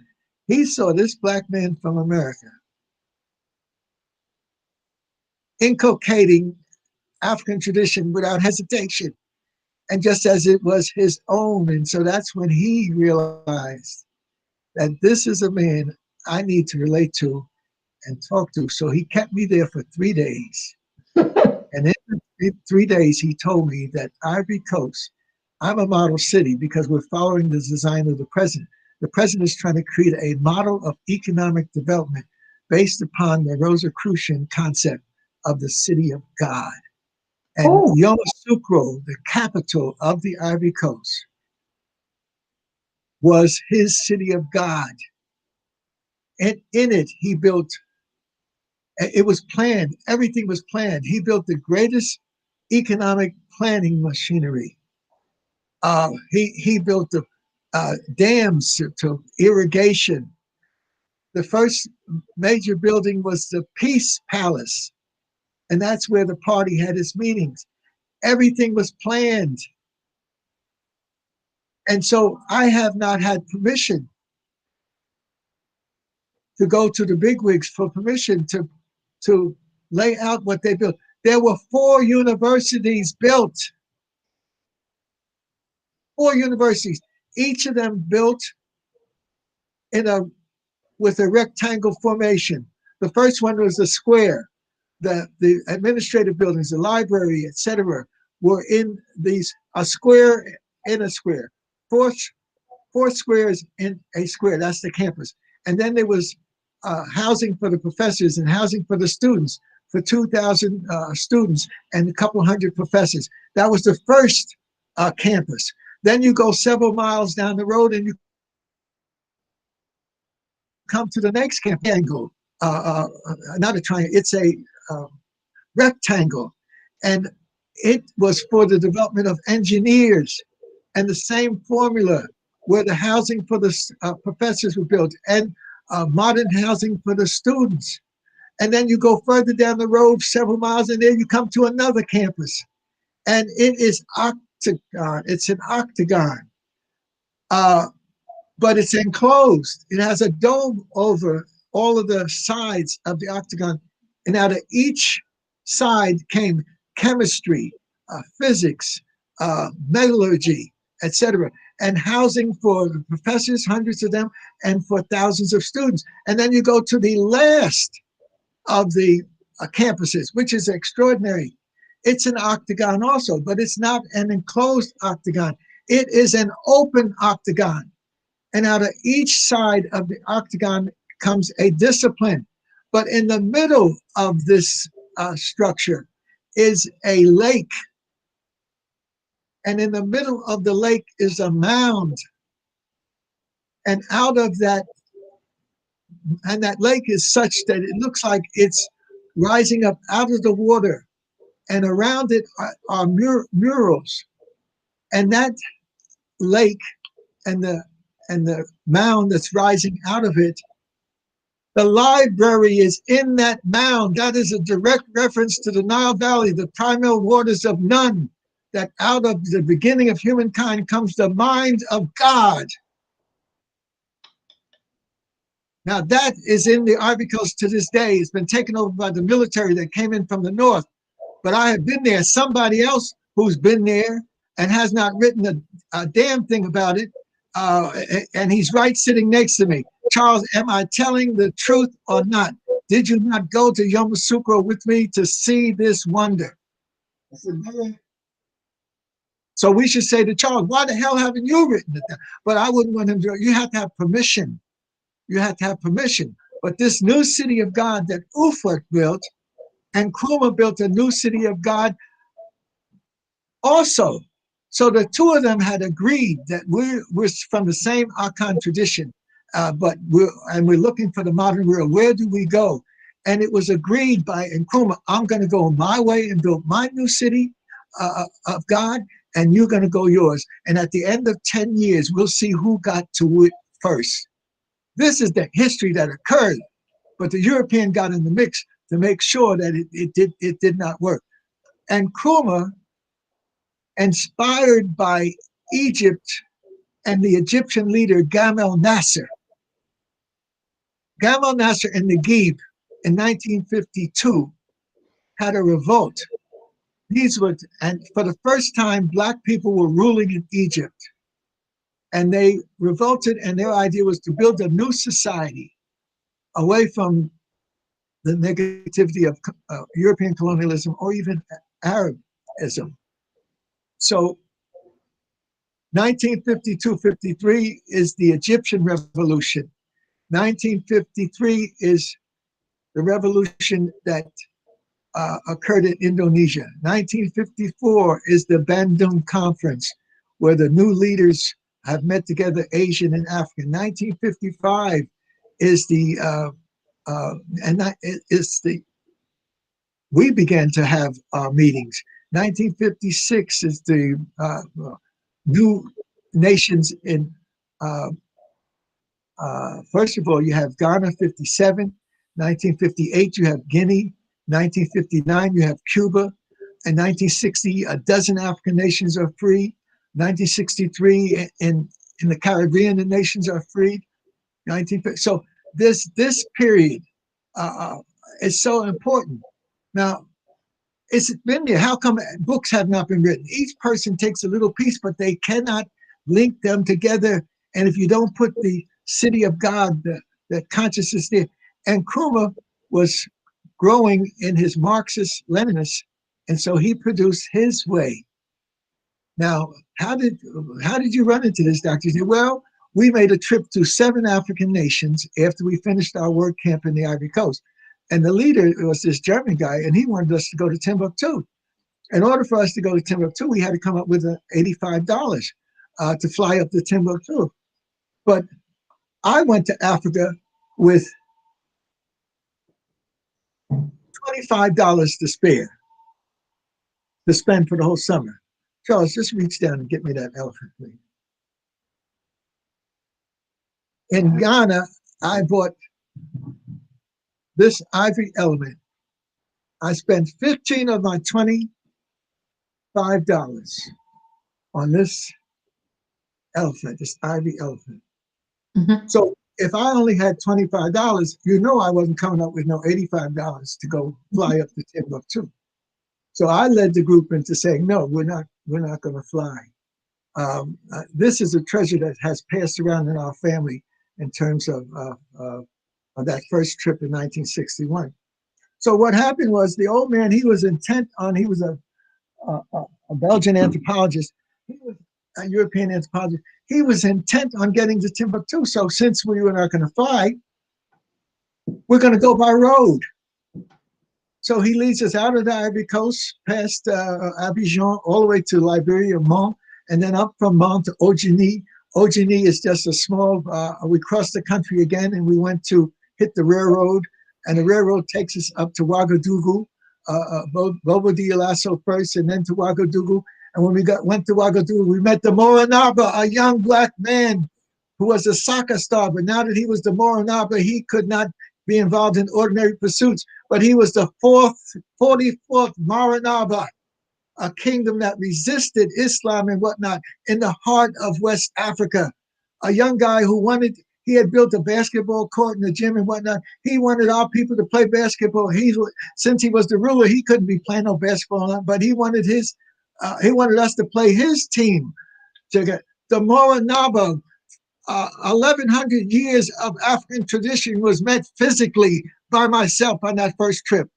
But because the roads were bad and we had to get people to stop and help us get out of the mud, we had to knock on the Commandant de Cirque's office in the middle of the night to find a place to sleep.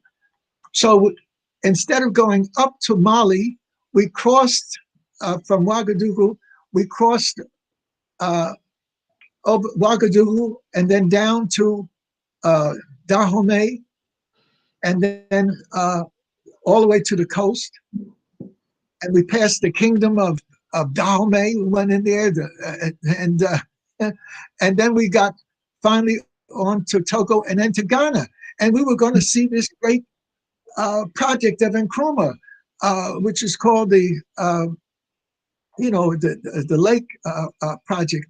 And so we were all excited that Ghana was really civilization, because when you crossed the border, there was a big sign, Walls Ice Cream. They actually had packed ice cream, and I grew up with ice cream. They didn't have that little French flurry of ice cream. They had, but the Volta River project, we went to see, and we got to the Volta River project, and there was no project.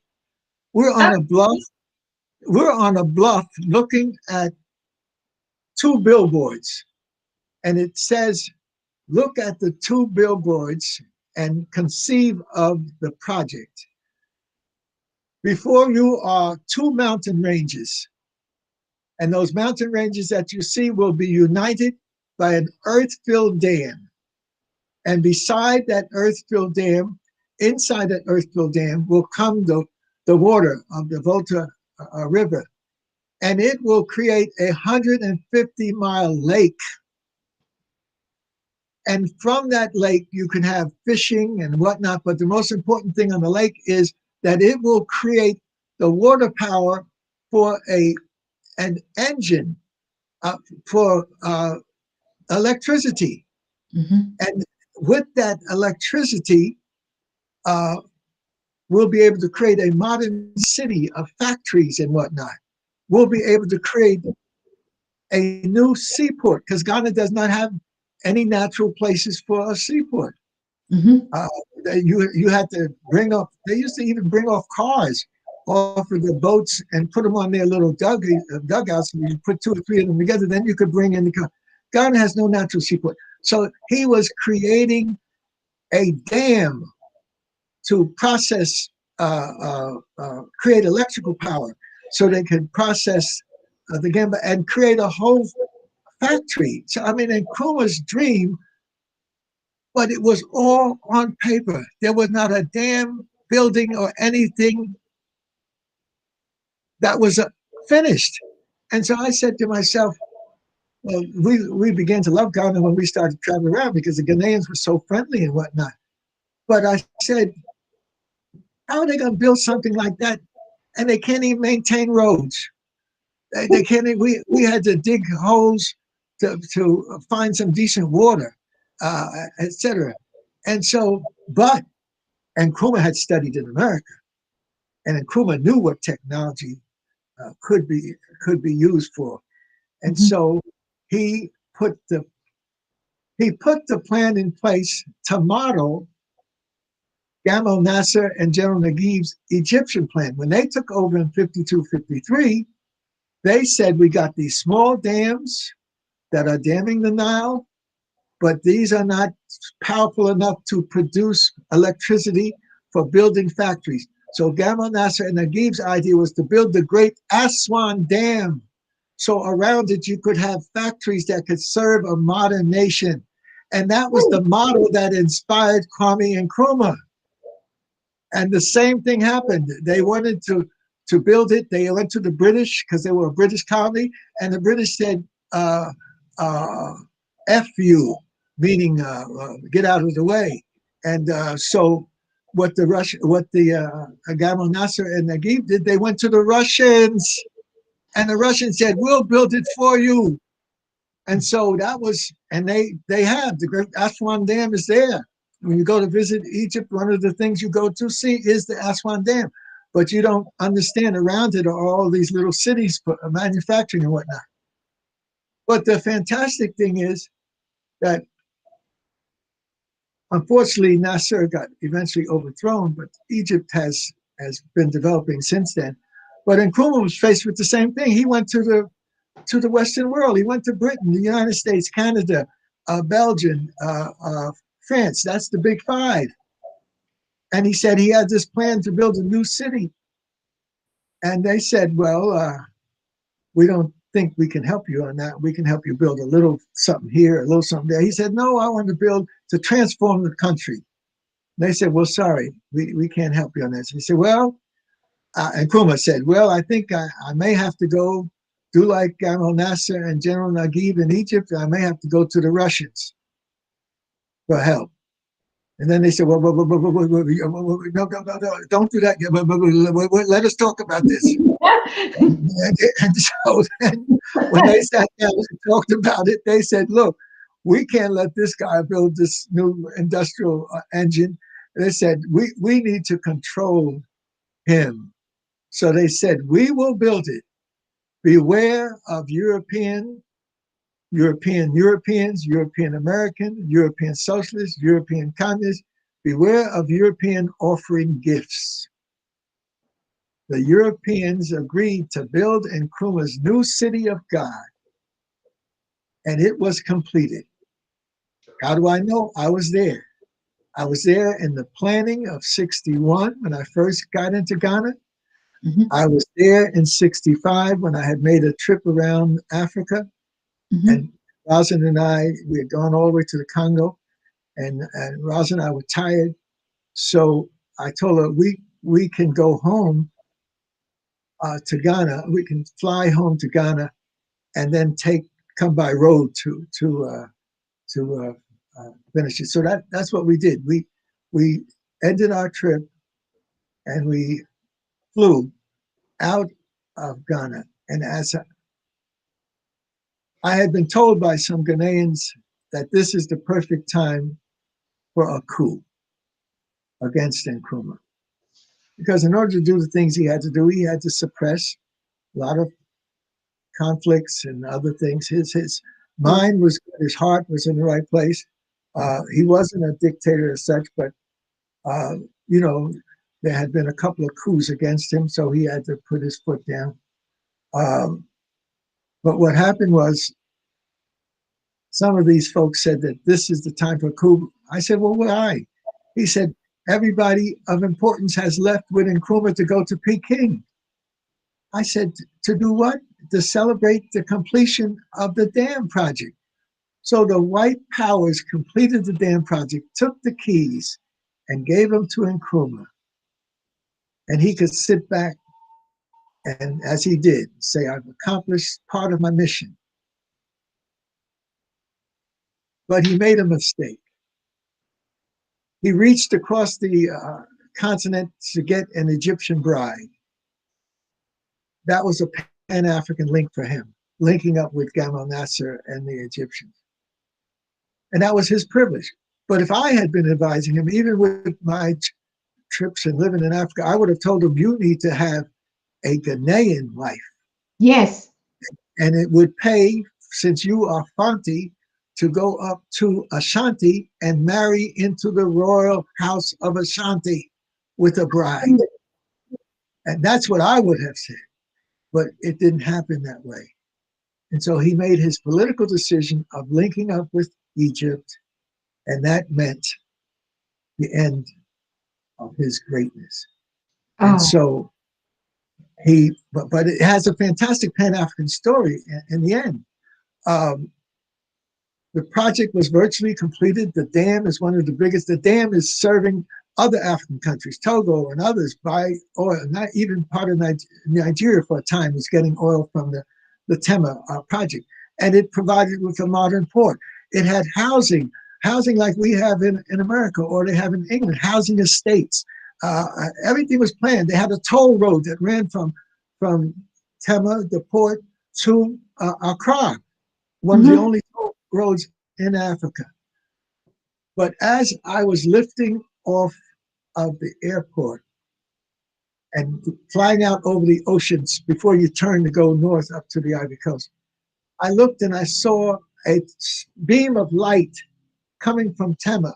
That was the Tema toll road.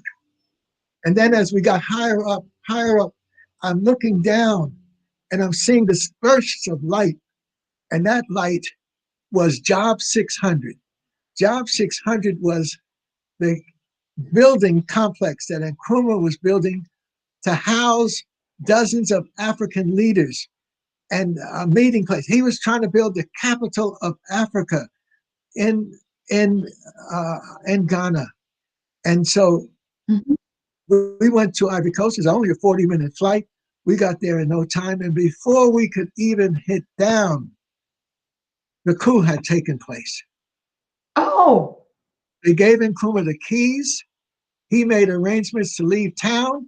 He took 60 to 80 of the Ghanaian leaders with him, and they flew to Peking to celebrate with this great meeting in Peking that had Mao Zedong and everybody, every leader there. And then he was being celebrated too, having achieved this greatness of a new city. And they snatched it from him. And because he was so committed to the third world, and a lot of those nations were Eastern Europeans like Yugoslavia, Czechoslovakia, and Poland and whatnot. And he wanted to be there with Ho Chi Minh and Mao Zedong to say, I have done it. Look what I have done. Mm-hmm. And then the Europeans snatched it out from under him. But because he lived so correct, under this understanding that we are African people no matter where we are, the ancestors gave him the victory. He was going to go to Yugoslavia because it was very close to Tito. He was the leader of the third world. And he knew he could get good health treatment, good everything in Yugoslavia. But he had made a mistake. In 1958, he saved the Guinea Revolution. Ghana's revolution was 57. Sudan was 56. Ho Chi Minh and them did their thing. Dien Bien Phu was 65. Ho Chi Minh and them had Dien Bien Phu in 64. And then, of course, black people was raising hell in America in the early 60s.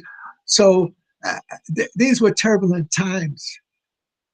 But so Nkrumah thought that he could chill out in Yugoslavia. But since he had saved the Guinea Revolution because of the Korean War, Ghana's cocoa was a premium on the world market. So every American troop had a survival pack, and that included in it chocolate and stuff like that. So America bought a lot of Ghana's cocoa for the war that was happening in Vietnam. Now, Ho Chi Minh didn't let Mao Zedong, Zhou Enlai, or any of the Chinese interfere with his struggle in Vietnam. They had defeated the Japanese. They had defeated the French. They were holding the Americans at bay. And so it was presumptuous for Nkrumah to think he could go and interfere in the Vietnam War. He went to showboy. He had this showboy a nickname because cloth, they're still wearing the white wigs, and Nkrumah wore the cloth. I mean, he knew how to wear the kente cloth, and he was proud to wear it. He also wore the prison cloth at the independence celebration in 1957. He asked his friends from America to come and join and celebrate. We're independence in Ghana. Come. And so Martin Luther King tells the story because he was there at Ghana's independence. Martin Luther King, the Prince of Peace, was at, and he told his group in America of the greatness of Ghana and got inspiration from the Ghana experience.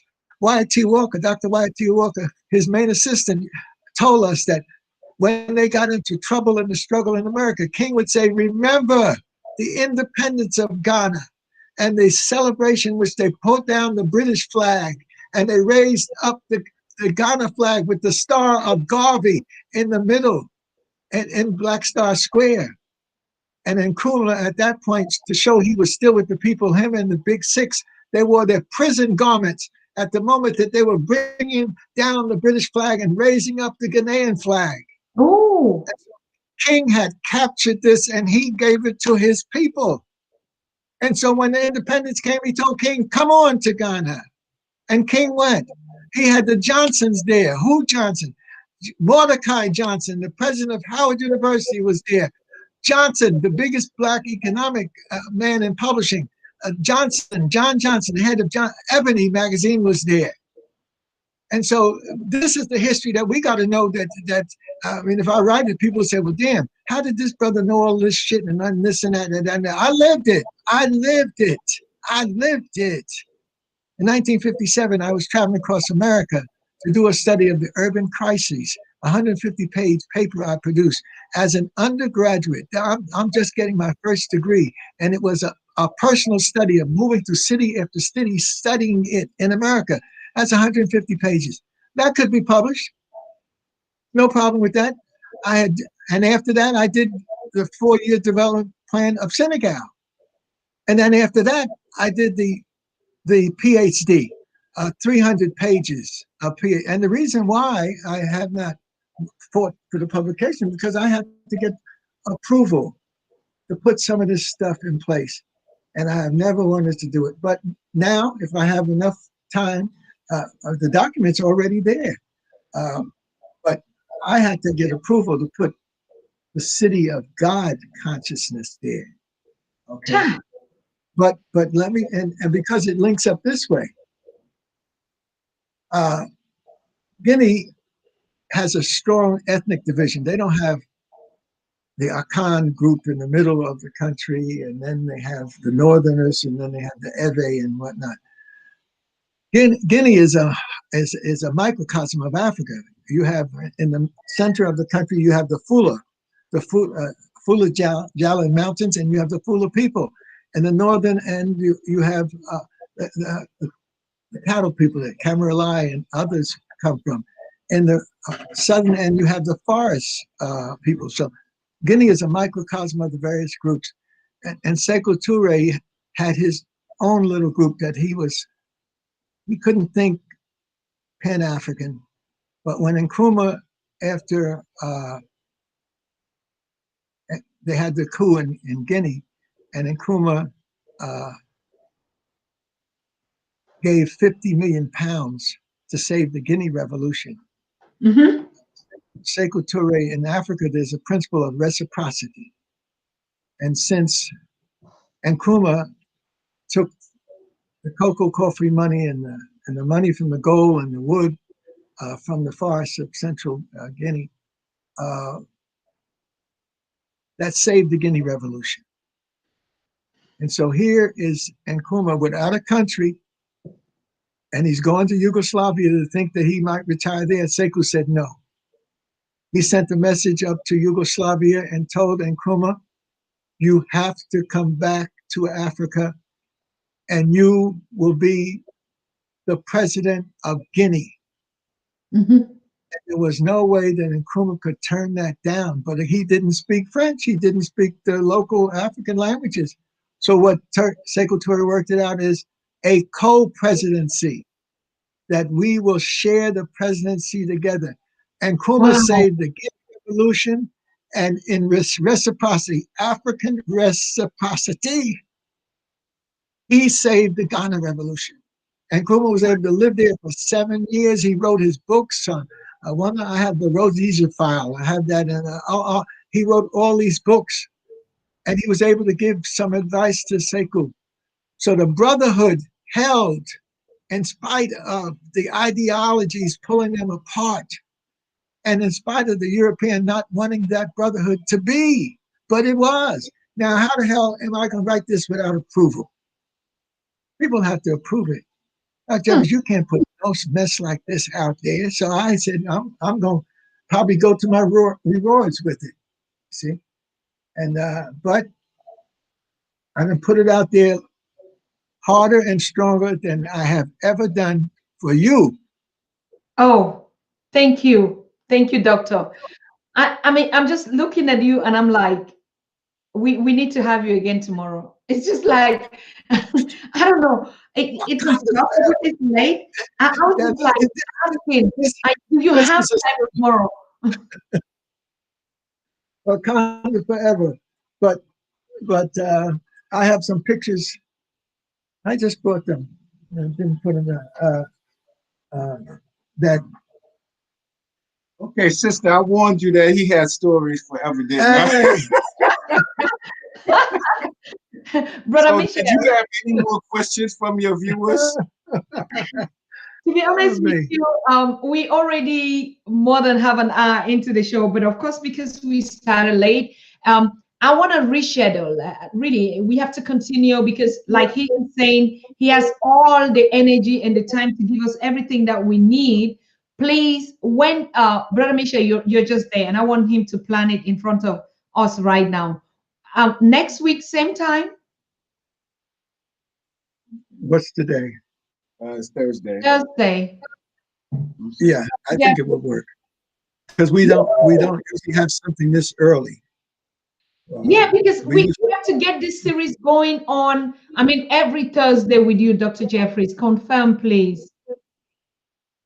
Well, no, I'll definitely do it, but then we can bring others in to the mix. No problem. We can combine it with Professor James Small, with Edu Nichols, and all the others. But we keep this history and culture transition. I mean, oh, like your past over conversation every Thursday. Is that okay with you?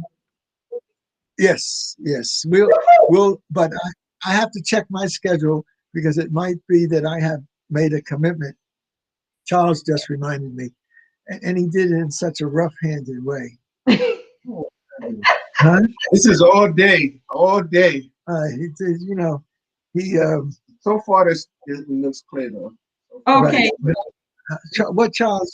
Was it that you did? Oh, a good friend of mine, and I told him whenever you do something, you don't have to contact me to get approval. Just put me in the mix. And has a life experience like mine, Dr. Ron Daniels.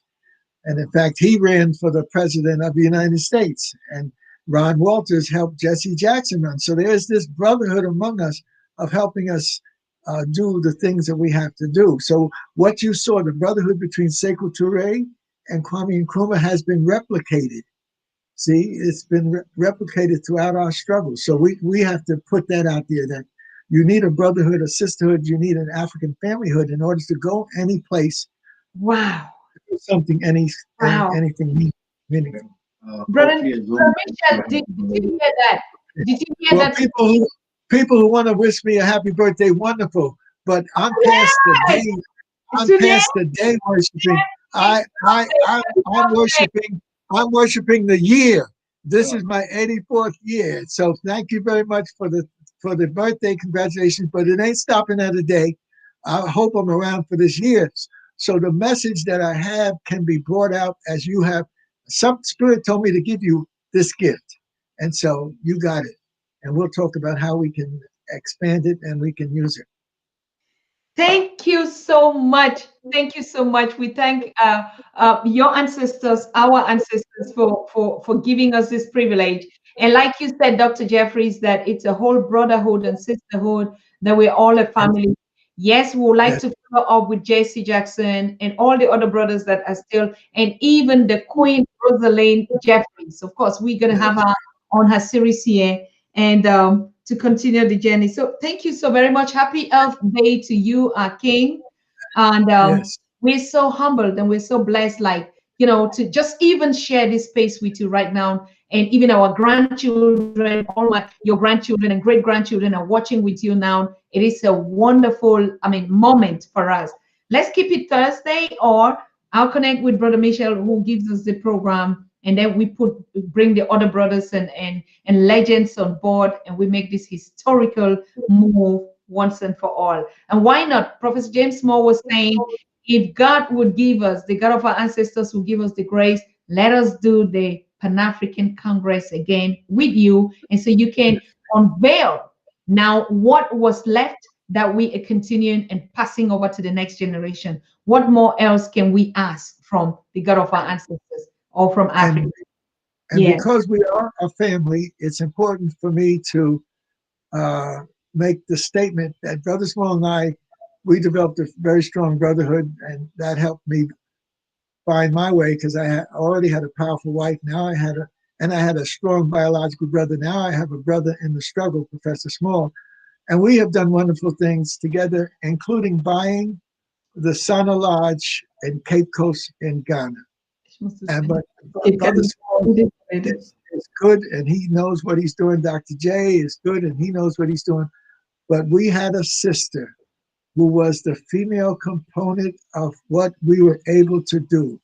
And she knew how to handle the books. She knew how to handle personalities. She had an extensive family, because her family had traced their roots from the ancient Hebrews of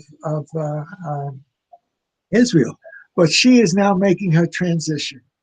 And Mm. she is, at any minute, the fact that family has the various worship ceremonies to send the soul on. But Oh, she's going at a marvelous time. Cicely Tyson was just left. yes. Not too far away was our sister Pat Newton Segmet, who again was one of these queen mothers who worked close with Frances Cress Welsing. And so our people are leaving us after having done their job, but they're joining the ancestors. So from the ancestral realm, they'll be speaking to us on what we need to keep doing, etc. So we need to tap into this unusual historical moment that African people haven't had in the last 500 years. So Mhm. this beacon of light is now being presented to us. We can't hide it. We can't stop it, but we need to use it to continue to raise our people. That's the real Renaissance. The light of African peoples is the Renaissance beacon for us, and it's real. It's not fake.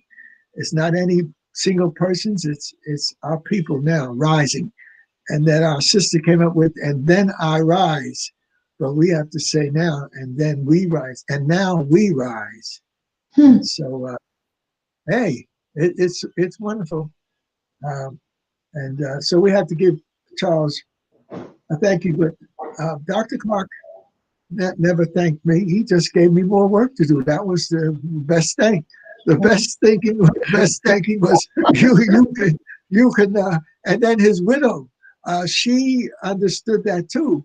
So when she was, after getting most of Dr. Clark's work down to Atlanta University and at Morehouse Spelman Complex, serving those 7 nations, 20,000 of Dr. Clark's books that he lived in New York have been transferred to Atlanta.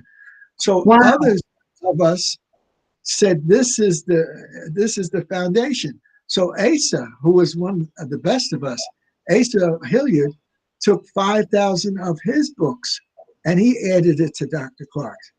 And we have several thousand books, and some of that will be added to Dr. Clark. So we're building a pyramid of knowledge in Atlanta on that campus complex of Morehouse and Spelman and whatnot. So that's what we have to do. It ain't sad when we left here. If you've been given enough years, like Dr. Clark had his 83, I've had 84. We have a sister, Regent Sanford. She just at 95. She's still here. Queen Mother, Regent Adelaide Sanford, still here, 95, living in Philadelphia now, where her daughter is. So the link between us and our ancestors and our deep, deep ancestors and our ancestral ancestors is a chain that we have to nurture, and see it with that smile on your face. Hey. Wow. Thank you so much. I mean, it's like we're clapping and giving you a standing Hey, ovation. hey, hey, hey. It is the And then, monument. and then we were lucky, we were blessed because that smile that you have on your face, there's Queen T. She's been looking at us. She's right on the wall there. Above her is the scribe writing the history of the world. And they're on the foundation of my love and friendship with Atumfo Opokowari II. There is me shaking his hand. And as a Atumfo, you're supposed to not even have personal, uh, but he had a love for me, and I had a love for him. And Mhm. this is right in our living room. This particular, yeah, it has a glare in it. But now this one has a glare. That's me personally shaking his hand. But we have in the dining room 20 linguist staffs, Mhm.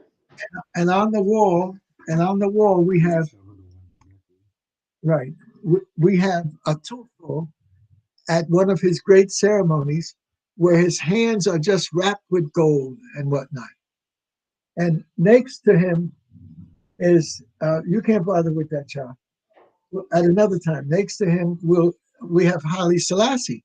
We personally had Oh, uh, at least 5 or 6 times. My wife and I met Haile Selassie in in uh, in Ethiopia, and so this type of experience you can't plan for. It just has to happen. The ancestors have to provide you with some food for your soul, and especially with this crisis, with this pandemic.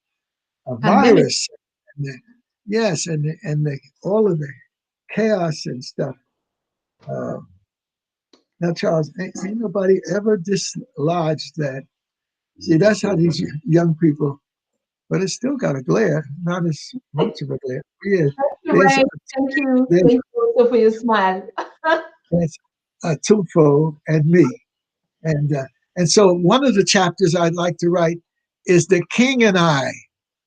And the people will say, what the hell is this Negro talking about, him and the king? Yes, there's a story of me and the king and the chief linguist, Bafo Seyakuto, and one of the most progressive of the paramount chiefs, Nana Akwakusapo, who instilled all of us. He instilled Marcus Garvey Jr., he instilled Pat Newton, Brother Small, my wife. He instilled all of us in the mountains of Agogo.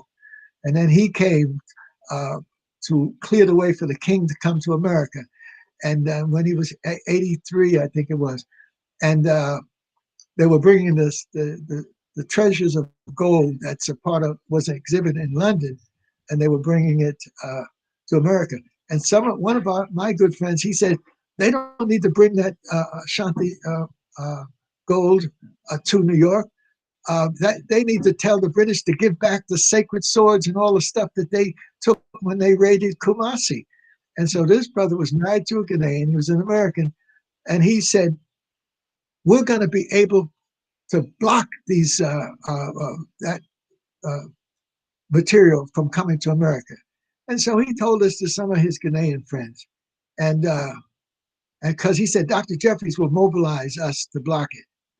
Now, once that got to Kumasi, a threat to block the king, that can't stay out there like that. So what they did was they sent a delegation to America to find out who was this guy going to block the king. And his buddies told us he has the power and the resources to block the king. So we met on Lenox Avenue, 120th Street, 20 Ghanaians, and myself and Professor Smalls, and I think I brought a couple of the Sons of Africa, so at least was 5 of us. So if we had to go to war, we would at least have some numbers if we go to war. But they were asking us all of these questions, and we were saying, we're for the Ghanaian people, we're for the Asante and all of the groups, etc. And this went on for a couple of hours. And then from the back came a voice said, I understand, I understand. And this little guy got up and he said, Dr. Jeffries is for African people. He is saying what he's saying because he wants us to protect and honor our treasures. Mm-hmm. So he saved my life, because if it had gone the other way, meaning he felt that we were planning to do something to harm the king, they could have and would have and should have harmed us.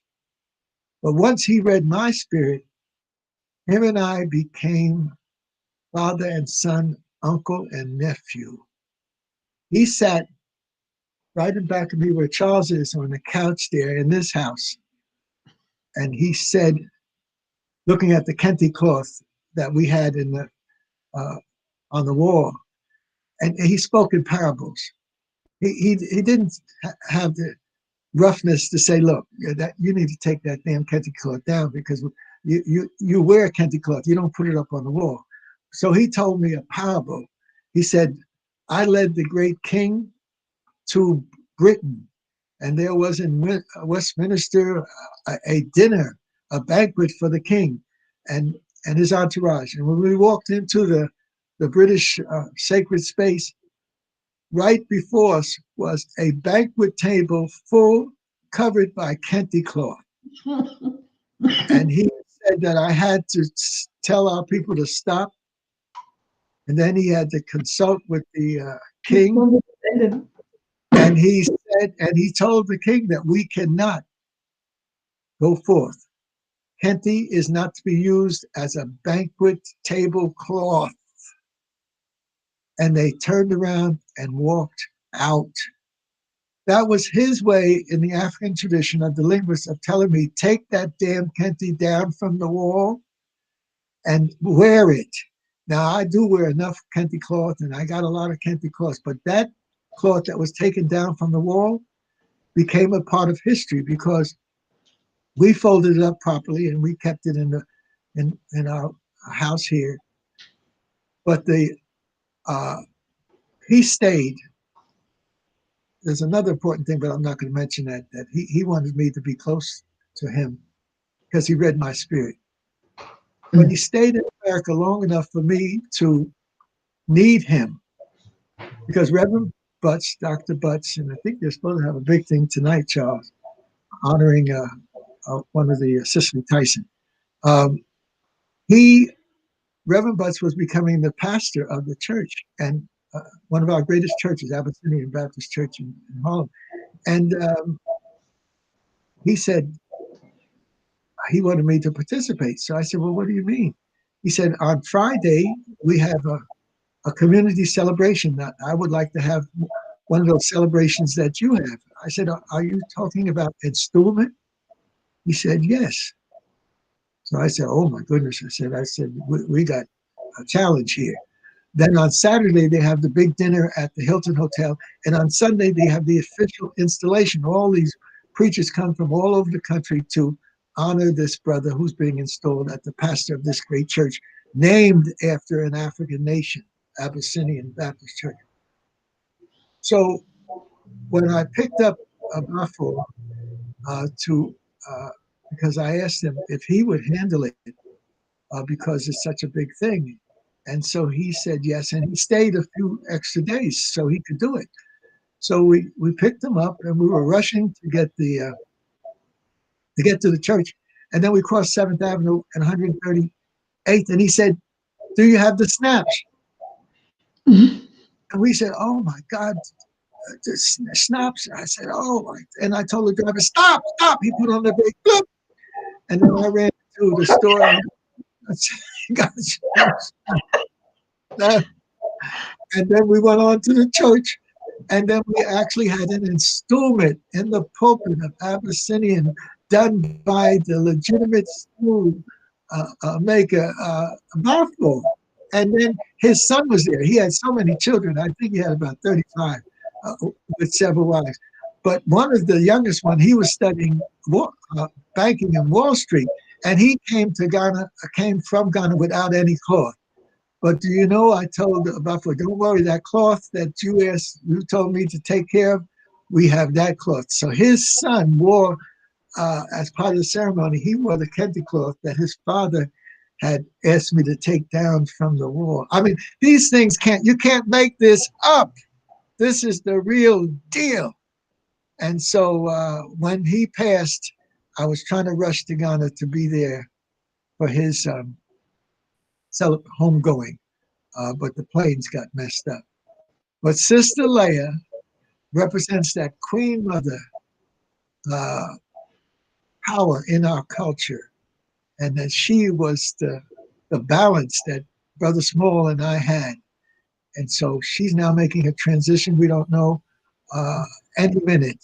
And so we want to be able to say, this part of what I'm doing is dedicated to Sister Leia, our partner in the struggle, and so that she will have the ancestors looking after her. And when she gets to the pearly gates, and the people were saying, why did you take so long? But the message has been sent that you're coming, and so we're so glad to have you in our midst, because you've been a special, special, special light among our people, and especially those ruffians, Professor James Small and Professor Leonard Jeffries.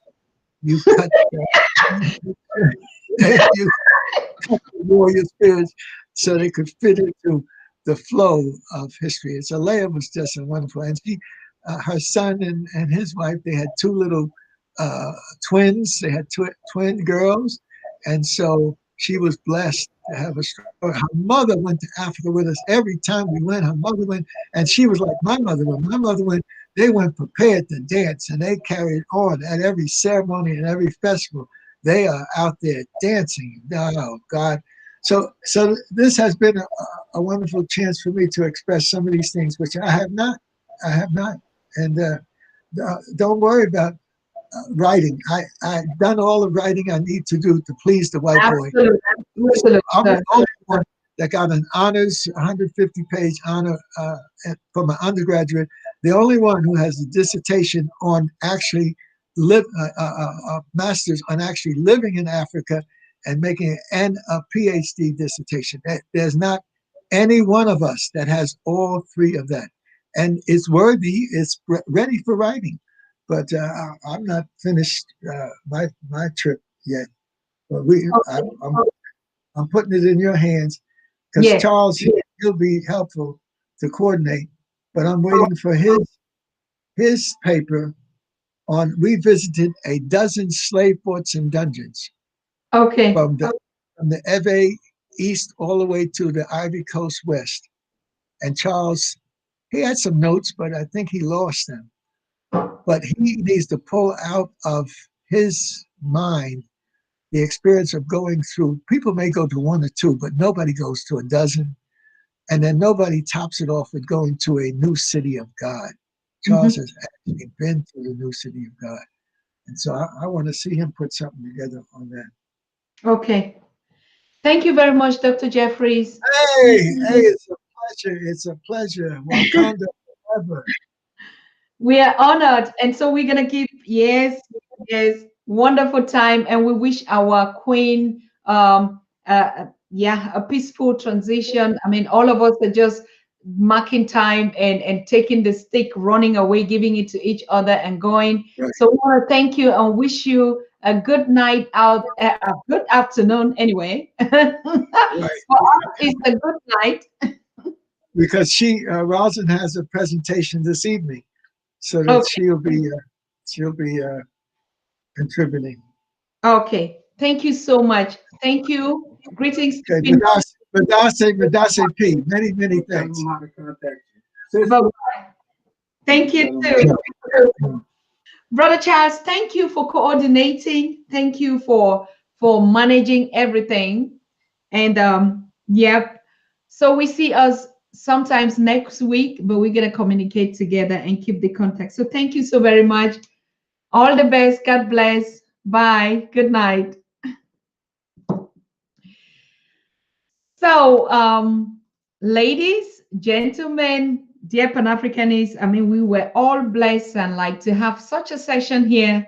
It is, I don't know, it's one of the best gifts that, our ancestors are giving to us in this 2021. And when we have it, hey, we have to hold on, we have to keep it, we have to handle it, we have to nurture it. So, you all would agree with me that we need this series with Dr. Jeffries. We need to get it. We didn't have the opportunity to get it from Dr. John H. Clark, but now his transition is here and we have all the possibility. It's been a wonderful time. I've never felt like this before, talking to a grandfather, and I just feel like, in those days in the village, all of us were just sitting around him and he'd be telling us these stories and these stories. And exactly that's the point. Like, I asked the question that people have been asking, why didn't you write? You just see that. That's the way we Africans had lived. That is our culture of passation. There never was something like keeping books and anything. Anyway, now the modern day scholars now put that literature there for us. But what exactly Dr. Jeffries is doing is what all our ancestors did. And that's why we couldn't have a literature on our own, because the stories were being passed from generation to generation. So count yourself very fortunate being in this session, getting this transition, and please do well. Sit around your kids, as he was just saying, pass them over. That's the best history and the best transition that we can do for our generation and for Africa. And thank you so much. Tomorrow we're going to have a session with Dr. Tony Jaja, the ambassador for Eastern Horn Africa. And he's going to be talking to us about African leadership, United Nations Security Council and Africa, and all this, you know, everything. Let's just touch politics a little bit, and so that we can anger ourselves again. You know, this is the only luxury part where we sit and we enjoy, we digest. You see, the spirit is good because exactly that's the culture. Culture is our tool to liberate and to free us. But when we start talking about political agendas, you're going to see how tomorrow we're going to be tense and asking questions and bubbling and leadership and all that. But it's all a whole package. It's all our Africa, and we're the ones to make it work. So thank you so very much. We see us tomorrow. Good night and good afternoon to you guys out there. But us here, it is good night and on the continent. Bye-bye. See you tomorrow.